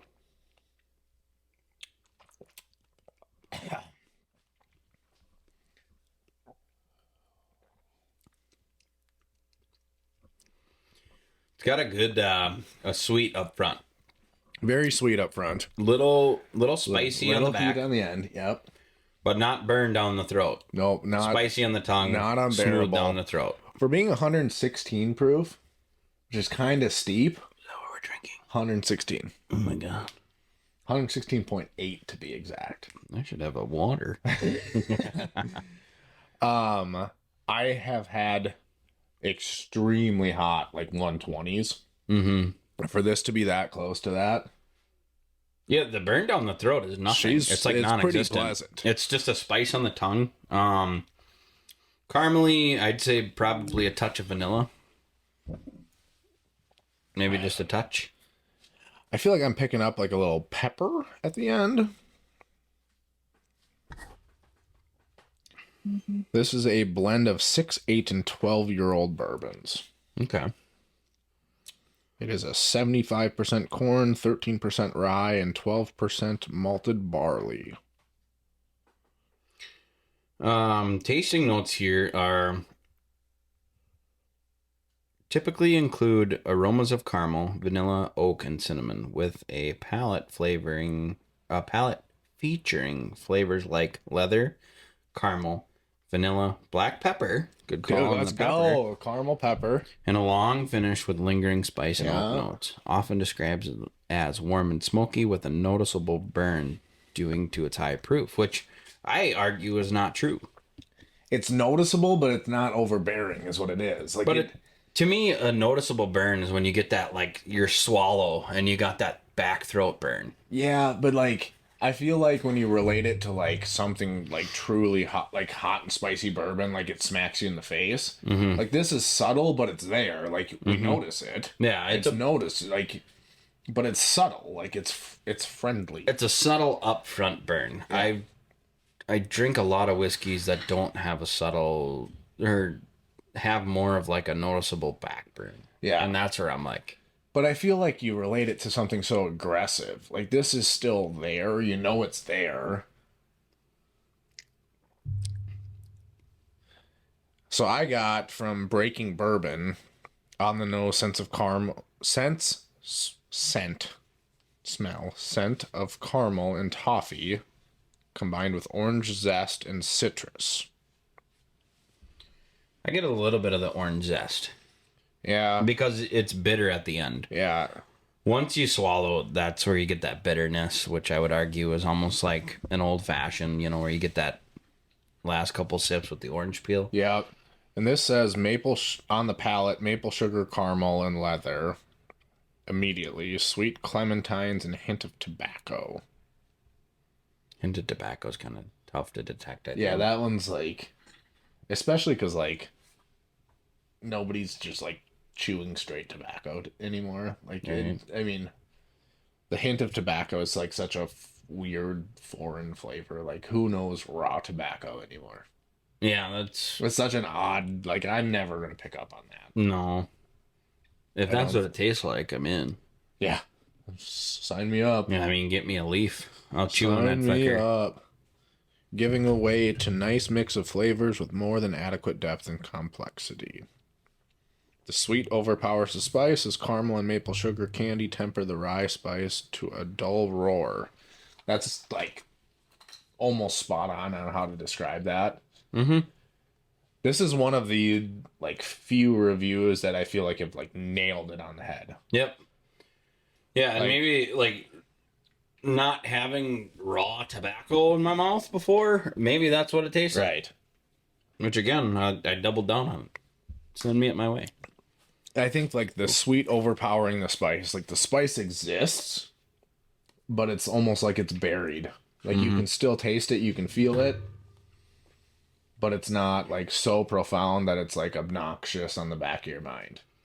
It's not like some that have like that cayenne style burn. Yeah. Because we've had a couple of those where it was like, it tastes like there's fucking habanero in this Right. thing. Yeah. Like there's something burning your throat. Yeah. I think the dull roar is like the most perfect way to explain that. Yeah. Like it's there. Like I can still feel it from that last swallow, but like it's subtle. I think we got to rate it. That's something we should start doing. Yeah. Out of 10.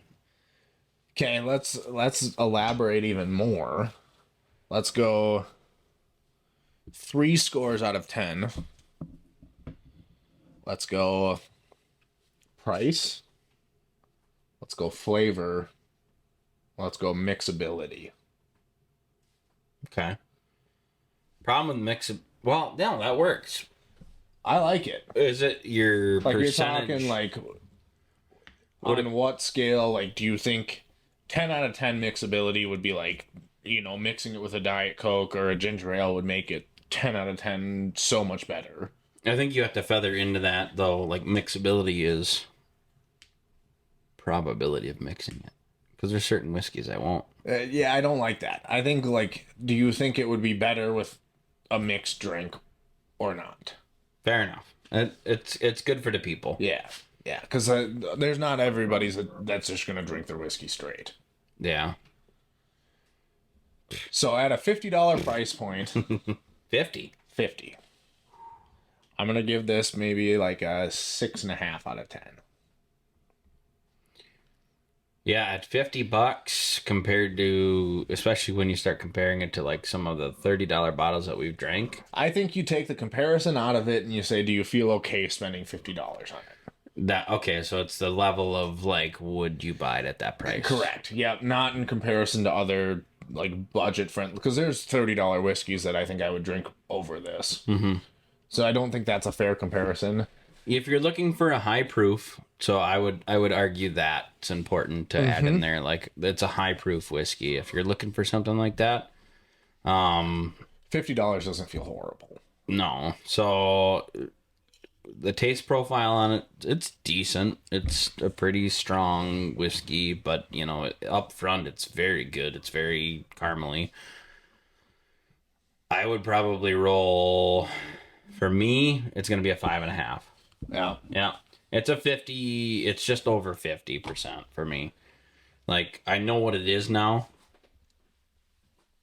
If that's what I was looking for, that'd probably be the bottle I'm going, because normally, like with my higher proof bottles I have had, are some have been good and some have been terrible. Yeah. So That's definitely, I take that into consideration too. Like, I don't dislike it. I think it's a solid whiskey. $50 is steep in my opinion. Like, we're not doing a ton of 50 plus reviews, no. which kind of sucks, but that's just the world we're in. Yeah. But $50, it's a lot. You know, I don't feel great about a $50 bottle, Mm-hmm. but it's good. Yep. So that's where I'm at from like a 6.5 standpoint. Like, if I got $50 to throw in a bottle, it's up there Mm-hmm. for sure. Yeah. But that's just not like the world that we're, the realm of No, that one's hard to gauge. Yeah. Okay, so next one would be, what did we Taste. Taste, I would give it. I'd probably give her a 7. I think I'm 7.5, 8. Yeah. I think it's good. I really do enjoy it. I mean, I like the high proof stuff that doesn't feel like it's high proof. Mm-hmm. Right? Like, Yep. I hate ryes. Like when you're tipping into the 120s, 130s, just hot, smack you in the face. Yeah, I hate ryes. It's tough. I hate And a lot of ryes. we do a lot of the bourbons, so the ryes aren't just like out of the realm of what we try, but like it's aggressive. Like a lot of the ryes are just too much for me. We should do that maple one. We don't have to drink it the whole night. The one that you got at home? Mm-hmm. Okay. Put that in. I'd be fine trying that. I will take a pinch. Just a pinch, though. Just a splash. That's good. And then the third one was price point, taste, and Mixability. mixability. That's right. And I'm gonna give this a 4. In the sense of the fact that like I don't think a mixed drink is gonna improve this. Mm-hmm. Like there's stuff we've had that bottom line you should mix it. Not great. Yeah. There's stuff that's like, oh yeah, like that would thrive as something else. This, yeah, I think especially, and I think the price comes into play with this too. Like, Yeah, you probably shouldn't mix a $50 bottle of Right. whiskey. so like I'm not That's gonna where it's knock hard. anybody for doing it, Yeah. but like I don't necessarily think something's gonna improve the flavor by adding it to it. I'm a big guy for whiskey gingers. That's always been my forte. It's what we get when we go to the bar. Yep. I do a whiskey ginger a lot of the times. Yeah. Most of the time, especially after fishing, because I don't need a straight glass of whiskey. Right. But And I do a lot of whiskey diets. yeah. I do a lot of like gym diets or like, maker's diet. Mm-hmm. So Things that arguably should be mixed or can be mixed and not feel Yes, bad about, because yes. I can drink those straight too. Yes. Not Jim though. I think this has enough of a flavor profile to where it's not needed. Mm-hmm. I don't know if it's going to do any favors. I don't think a ginger ale is going to do it to this.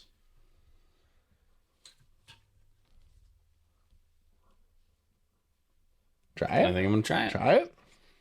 Screw it. Brought one with. Let's try it I out. actually think I have one in here too. I do have a ginger ale bottle in there. Like there's things that have enough flavor to where they don't need something added. Which I guess in the sense the lower the score means the less it needs something added. Kind of overpowered it. Yeah, see, that's what I was thinking. Yeah. I'm drinking ginger ale. Yeah. Yeah, you just lose everything. Give me a little more, just a touch. Like, oh, drop the mic, ladies and gentlemen. He dropped the mic. Mic drop. That's a shot. Oh boy, I said a little. It was a little. Try and stir this now.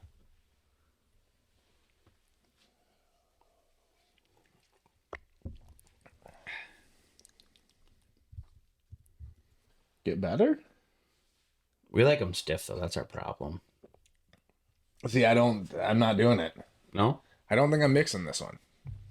it didn't add anything to it. No. I'll say that. Like No. I'd agree. So mixability, I'm probably going a 3. Yeah. It would be interesting. I would like to try it in an old fashioned. Yeah, this would be a good old fashioned drink. Sweeten it up a little bit with a sugar cube, or something we've been doing is the simple syrup, Yep. which we have made at home before, and it's a little bit better than that little stupid bottle you buy, which is Yeah. fucking terrible for you. And I've been big on the sugar cubes. Don't get me wrong, I've done the simple syrup plenty of times. I'm a cube guy. I'm a sugar cube, or I'd even argue not even doing the cube. I just Little sugar. do little sugar. See, and that's Dissolves the a little thing with the easier. sugar cube and like something with a bourbon like this that's got sweet notes. Mm-hmm. I almost feel like adding too much sugar to it is a bad thing. Yep. You know, this is one that maybe you would cut down and do like half a cube on, or just a little dash of sugar. I do half a cube, and then I would throw a cherry in. Yep. A good cherry. That's something that we could definitely talk about, is some good cherries, because Name brand maraschino. Luxembourg or Luxembourg. Luxembourg. Yeah. Cody I think they make a maraschino. Cody bought 3 of the tubs Yeah. that are this They're big. expensive. Like They're crazy expensive. Like we're Like- talking like $30 a tub. his tubs were like $100 a piece. Oh my god, what? He bought 3 Yeah, for like his wedding. true maraschino cherries are like crazy expensive. He did old fashions all night at his wedding. Yeah. Paid. Oh, that's wild. Non-cash bar. Shout out Cody. Thanks for the invite, you fucking dickhead. You should have invited him Unbelievable. I No. helped find your dog. after the wedding. Oh. Yeah, like I can appreciate a good cherry. I've had the worst and I've had the best. So I will say, like, just a cheapo cherry out of a jar, that's not cutting it. I'm pissed. So the guy from Seven West Tap House here around us in the Mankato area used to be in town there. There's a guy who worked there as like the primary bartender, and he was like the mixologist, I guess, if you will. Yeah, I think we And- talked about him on this. Yeah, I'm pretty sure we have. Yeah. The same company owns that brick house. Yeah. They just flip flopped it out to see if they could do better. Yeah. Because I don't know if it wasn't doing what they wanted or what. Because it was always, I felt like, busy enough in there. You would have thought it would have been plenty, but It's it's hard. a whole different vibe now. Like, they went. And Mankato area is a very difficult margin because it's a college town. Yeah. So like going from St. Cloud to Mankato, your demographics are very different. But Yeah. he used to mix up some pretty mean drinks, and he had this jar of cherries, and for the life of me I can't remember what they are, but he showed me it, and it was like it wasn't like the big, like you can buy a big can of like tomato soup, right? Yeah. Yeah. You can buy cherries in that size. Yeah. It was a skinnier version of that, and he held it up, and it plumb full. But he goes, "This jar of cherries is a $280 jar of cherries." So like her cost on each cherry was like almost $1 a piece or something. Just crazy. Yeah. Like, but they were the best cherries I've ever had in my life. Huh. And now it's not there, and I can't ask him what it was, and I should have wrote Should it got down. his name. Yeah. I do have his name, but currently I can't remember it. I'll remember it as soon as I leave Yeah. here. Of course. It's like Jared or something. No, it's not. It's not that. It doesn't matter. Anyways, good drink.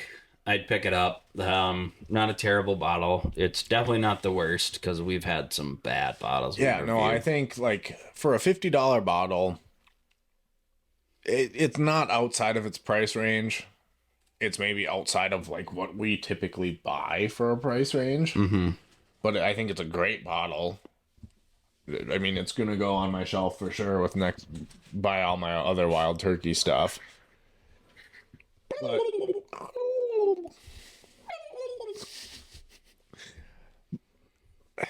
I don't know. I don't think I would mix it with anything.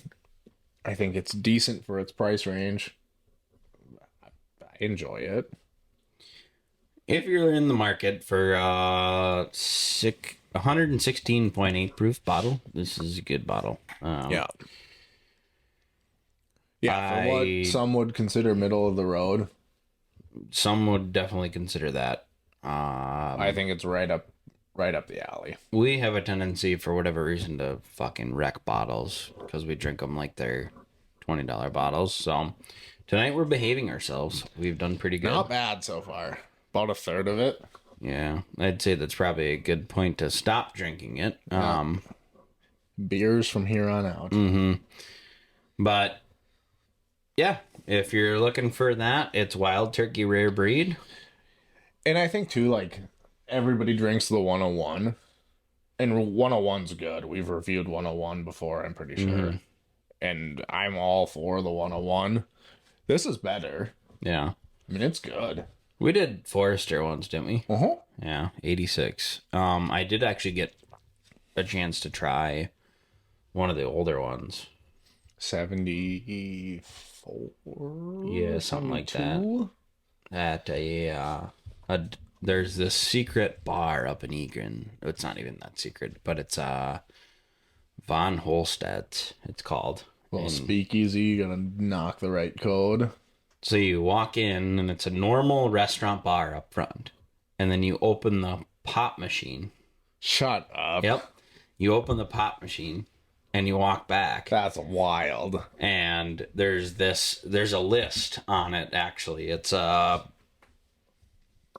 huge list. I can't even guess the number of bourbons that were on it. There's 2 pages.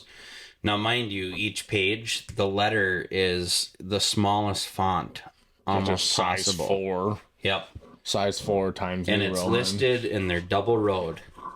That's crazy. And there's 2.5 full pages of just bourbons at this place.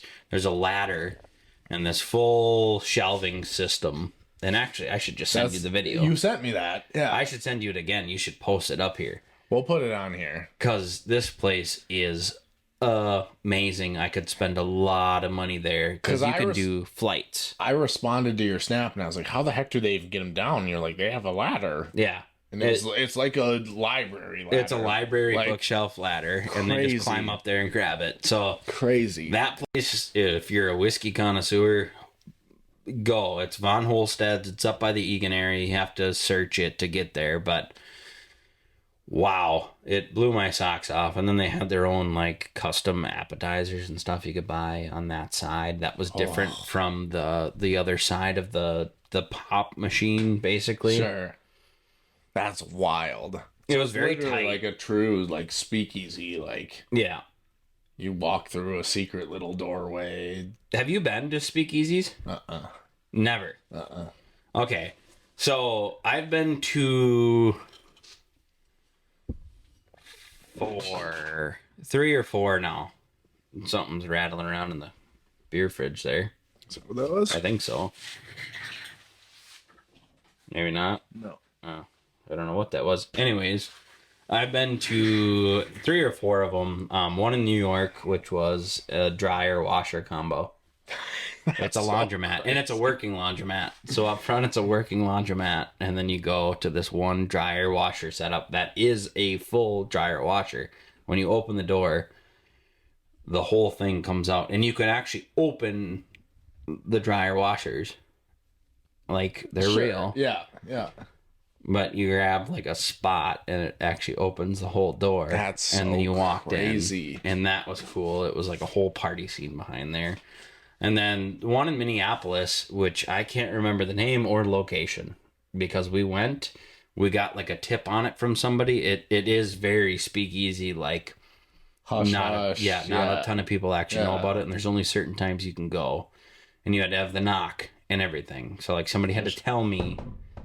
And that's their whole thing is like they just want the word to be spread by that. Sure. They don't even advertise it online, nothing. So wild. This place was packed, which is cool. Yeah. Because like there's enough people to keep it going. Right. So you walk down, and this actually used to be a legitimate speakeasy. Sure. There's a phone booth in there, and you had to do a certain number. It's a crank over like phone. a little dial. The dial, yeah. And you did the certain dial number, and it would unlock this door. And then you went into this room, and there's this big meeting table in there. And it's all super dark in there, and there's like candles lit and stuff. And then there's a 2-way mirror, so you could see out Sure. into the dining area or whatever. And the whole bar is dark. I mean, it's all dark. And then they have these fancy specialty cocktails. One of the best old fashions I've ever had in my life, still to this day.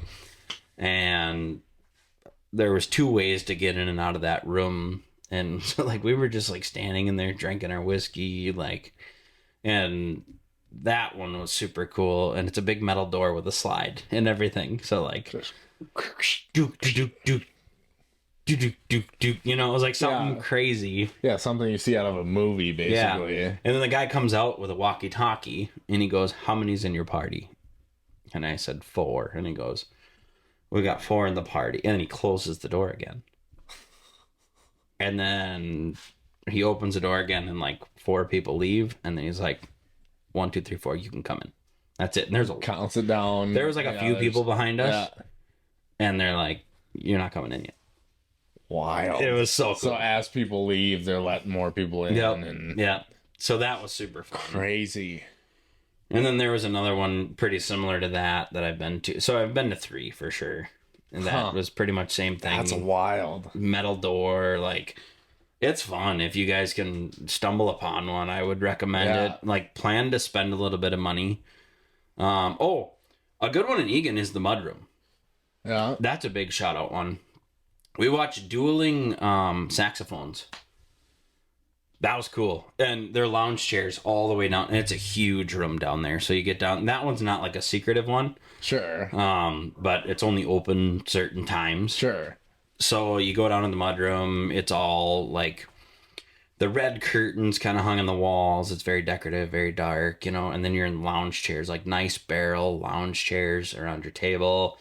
And like you pay a pretty penny to drink there, but it was worth every single one because that was another great like old fashioned spot or just like whiskey off the shelf. They had everything you could imagine, and then you're getting entertainment on top of it. Yeah. And my wife and I went and we sat there for Wait, like they had live dueling saxophones? live dueling saxophone. That's Two dudes playing the saxophone, and they were like battling. People can shred on the sax. Oh, it was cool. That's nuts. So the vibe down there was super cool. So if you're ever in that area, that's a good spot to That's check out. crazy. Big shout out Mudroom.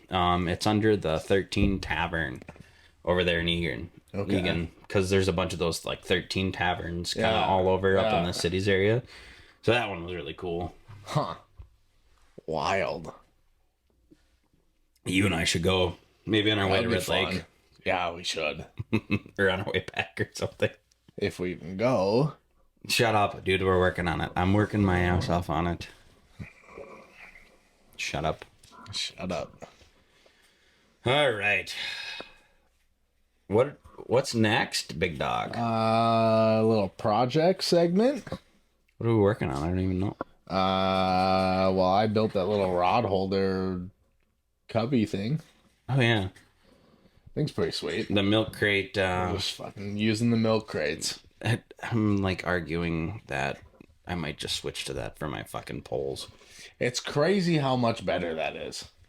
I don't like going into the rod box. I The kinda rod, hate it. the rod holder or the rod boxes suck.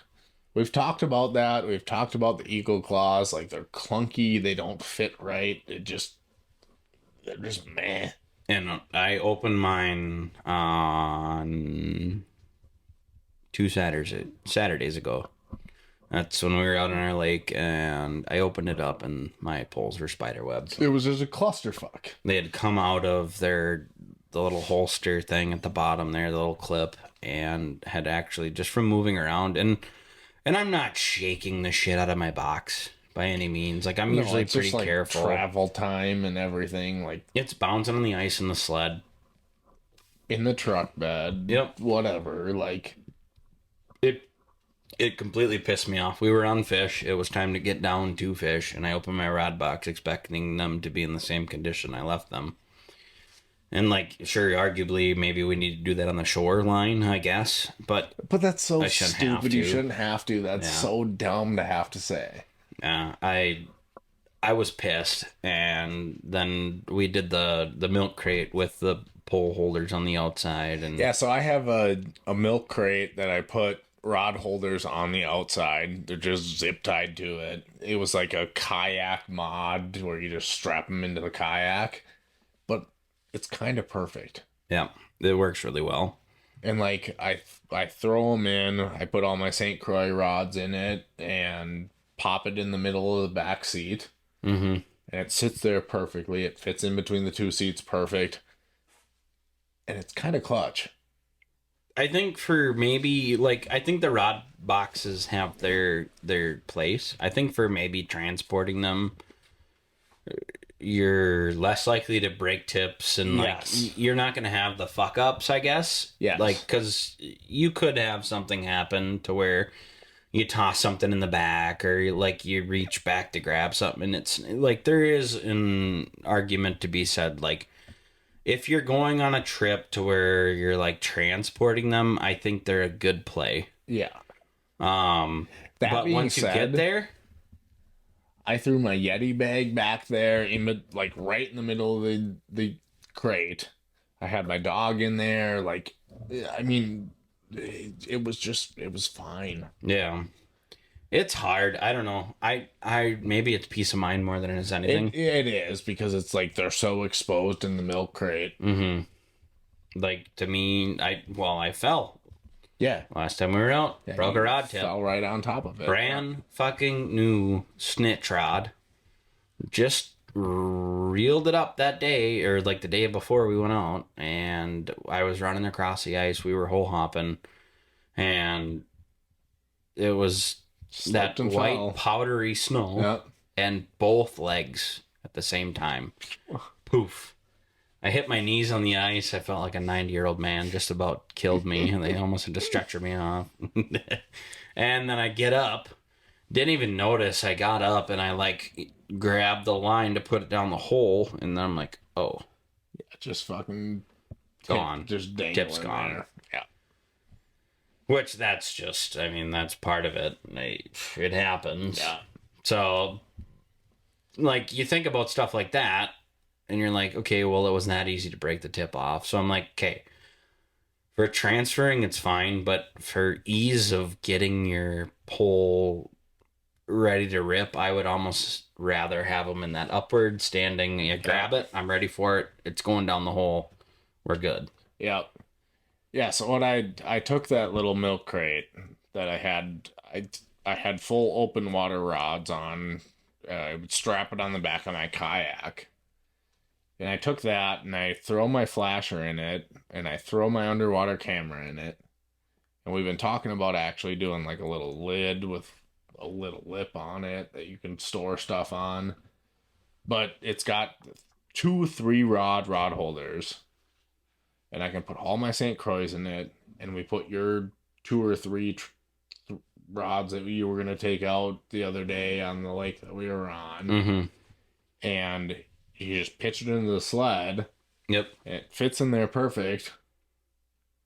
And you grab and go. You grab and go. Yeah, you don't have to sort through anything. You don't have to worry about anything getting tangled. Mm-hmm. Like, it was kind of perfect. Now, mind you, we generally have 6 rods apiece. Yeah. You probably have 8, 10. Douche. 12. Yeah, he's kind of ridiculous. 16. I don't I even have have that 16. many I have panfish 16. rods or rods in general. I think I have a total of maybe 16. And it's just nice not to have to string a line, obviously. Not that we don't. We do still, It happens, yeah. I just like having a couple of options available to like just give different presentations and different like rods in general, which now the more that we fish, the more that I'm actually like figuring out specifically exactly which rod I want. And I think I'm moving away from the Microtech. Even with the spring bobber, I like it, but they're hard to put away. Well, the thing is like, the spring bobber is such a specific technique, and we don't fish it that often.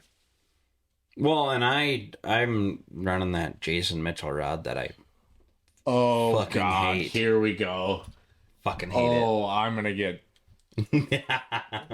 Big shout out Jason Mitchell. Your fucking rod sucks. Dude, it's terrible. Never... I watch a lot of Jason Mitchell. A lot of respect for the dude. The dude catches so many fish. Yeah, like he's a good fisherman. Never have I ever seen him hold that rod in his hand. I bought it. It was a good buy, so I bought it. I was It curious. was a horrible buy. Yeah, I've had nothing but problems. Junk. The spring bobber actually doesn't work. Junk. Like it's actually, I was getting bit and had bites on, and with a spring bobber rod, arguably, you should know at all times what's happening down there at that point. Yes. Like it, because my Microtech from 13, I know when a fish touches my line. Yep. Jason Mitchell, the fucker's got to swallow it and run still for you to know. And if it just grabs it and it's like nipping at it, I have to like be 100% looking at it. Yeah. Otherwise, I'm missing my fish, and that's irritating. I actually like the rod up until that point. Until the spring. Right. Yeah. Because I don't know if they Except use the reel sucks. The reel is fucking terrible. The reel is the worst reel I have. It was nice at first because it was like, oh, it's a little wider. So I was thinking like your line memory is mitigated a little bit. Yep. But like I just spooled it last year, and I take pretty good care of my shit. And this year I put it down the hole. I respooled it at the end of last year, mind you.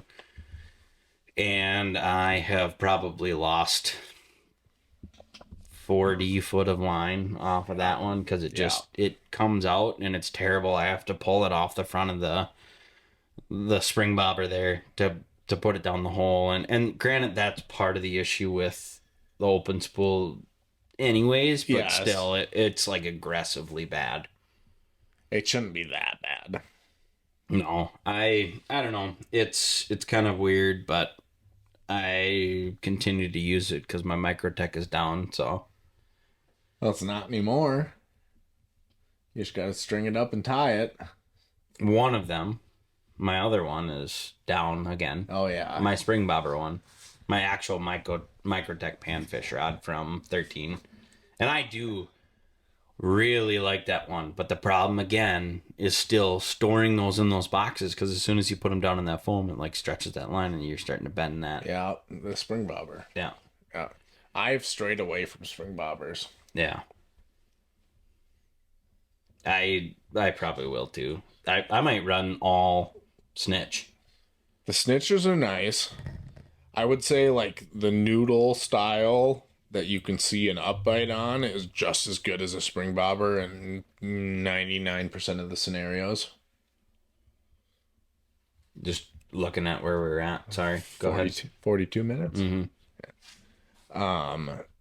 I would say the noodle type rods that show like deflection and like you can still see an upbite on them. Mm-hmm. They accomplish the same thing that a spring bobber does.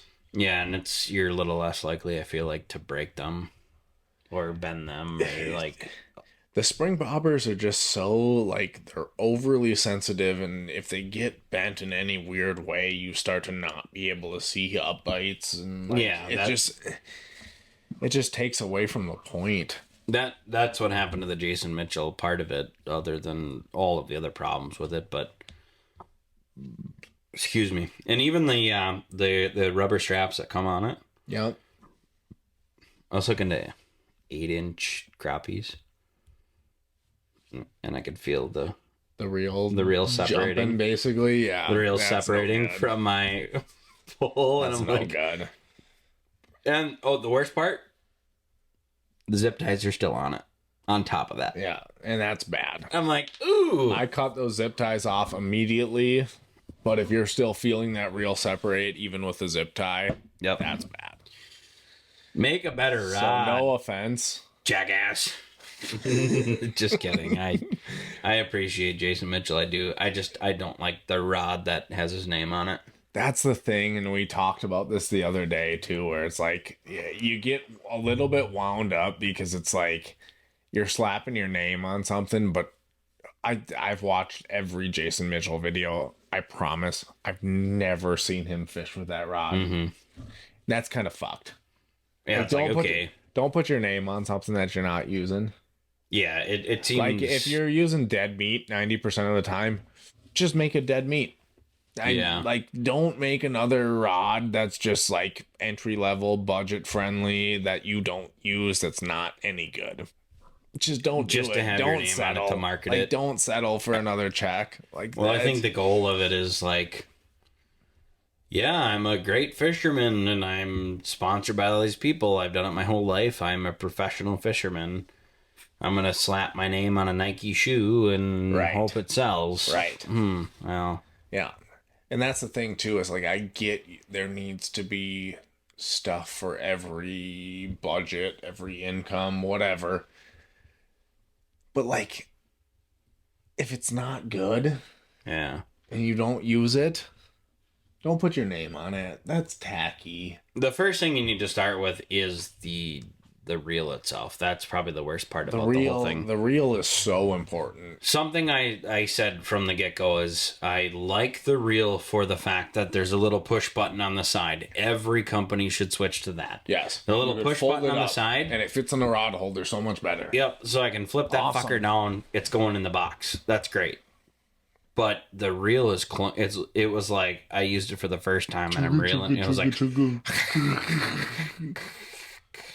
and I'm like, oh, this is clunky as fuck. That's no good.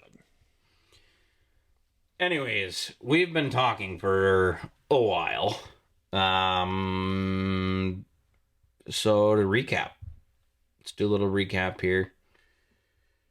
Happy New Year to start, obviously. Hope you guys had a good holidays. There's some new laws in place. Yep. Definitely check those out. Yep. Make sure you're up to date with everything. Make sure you pay attention to the changes. Let's make sure we're being safe on the ice.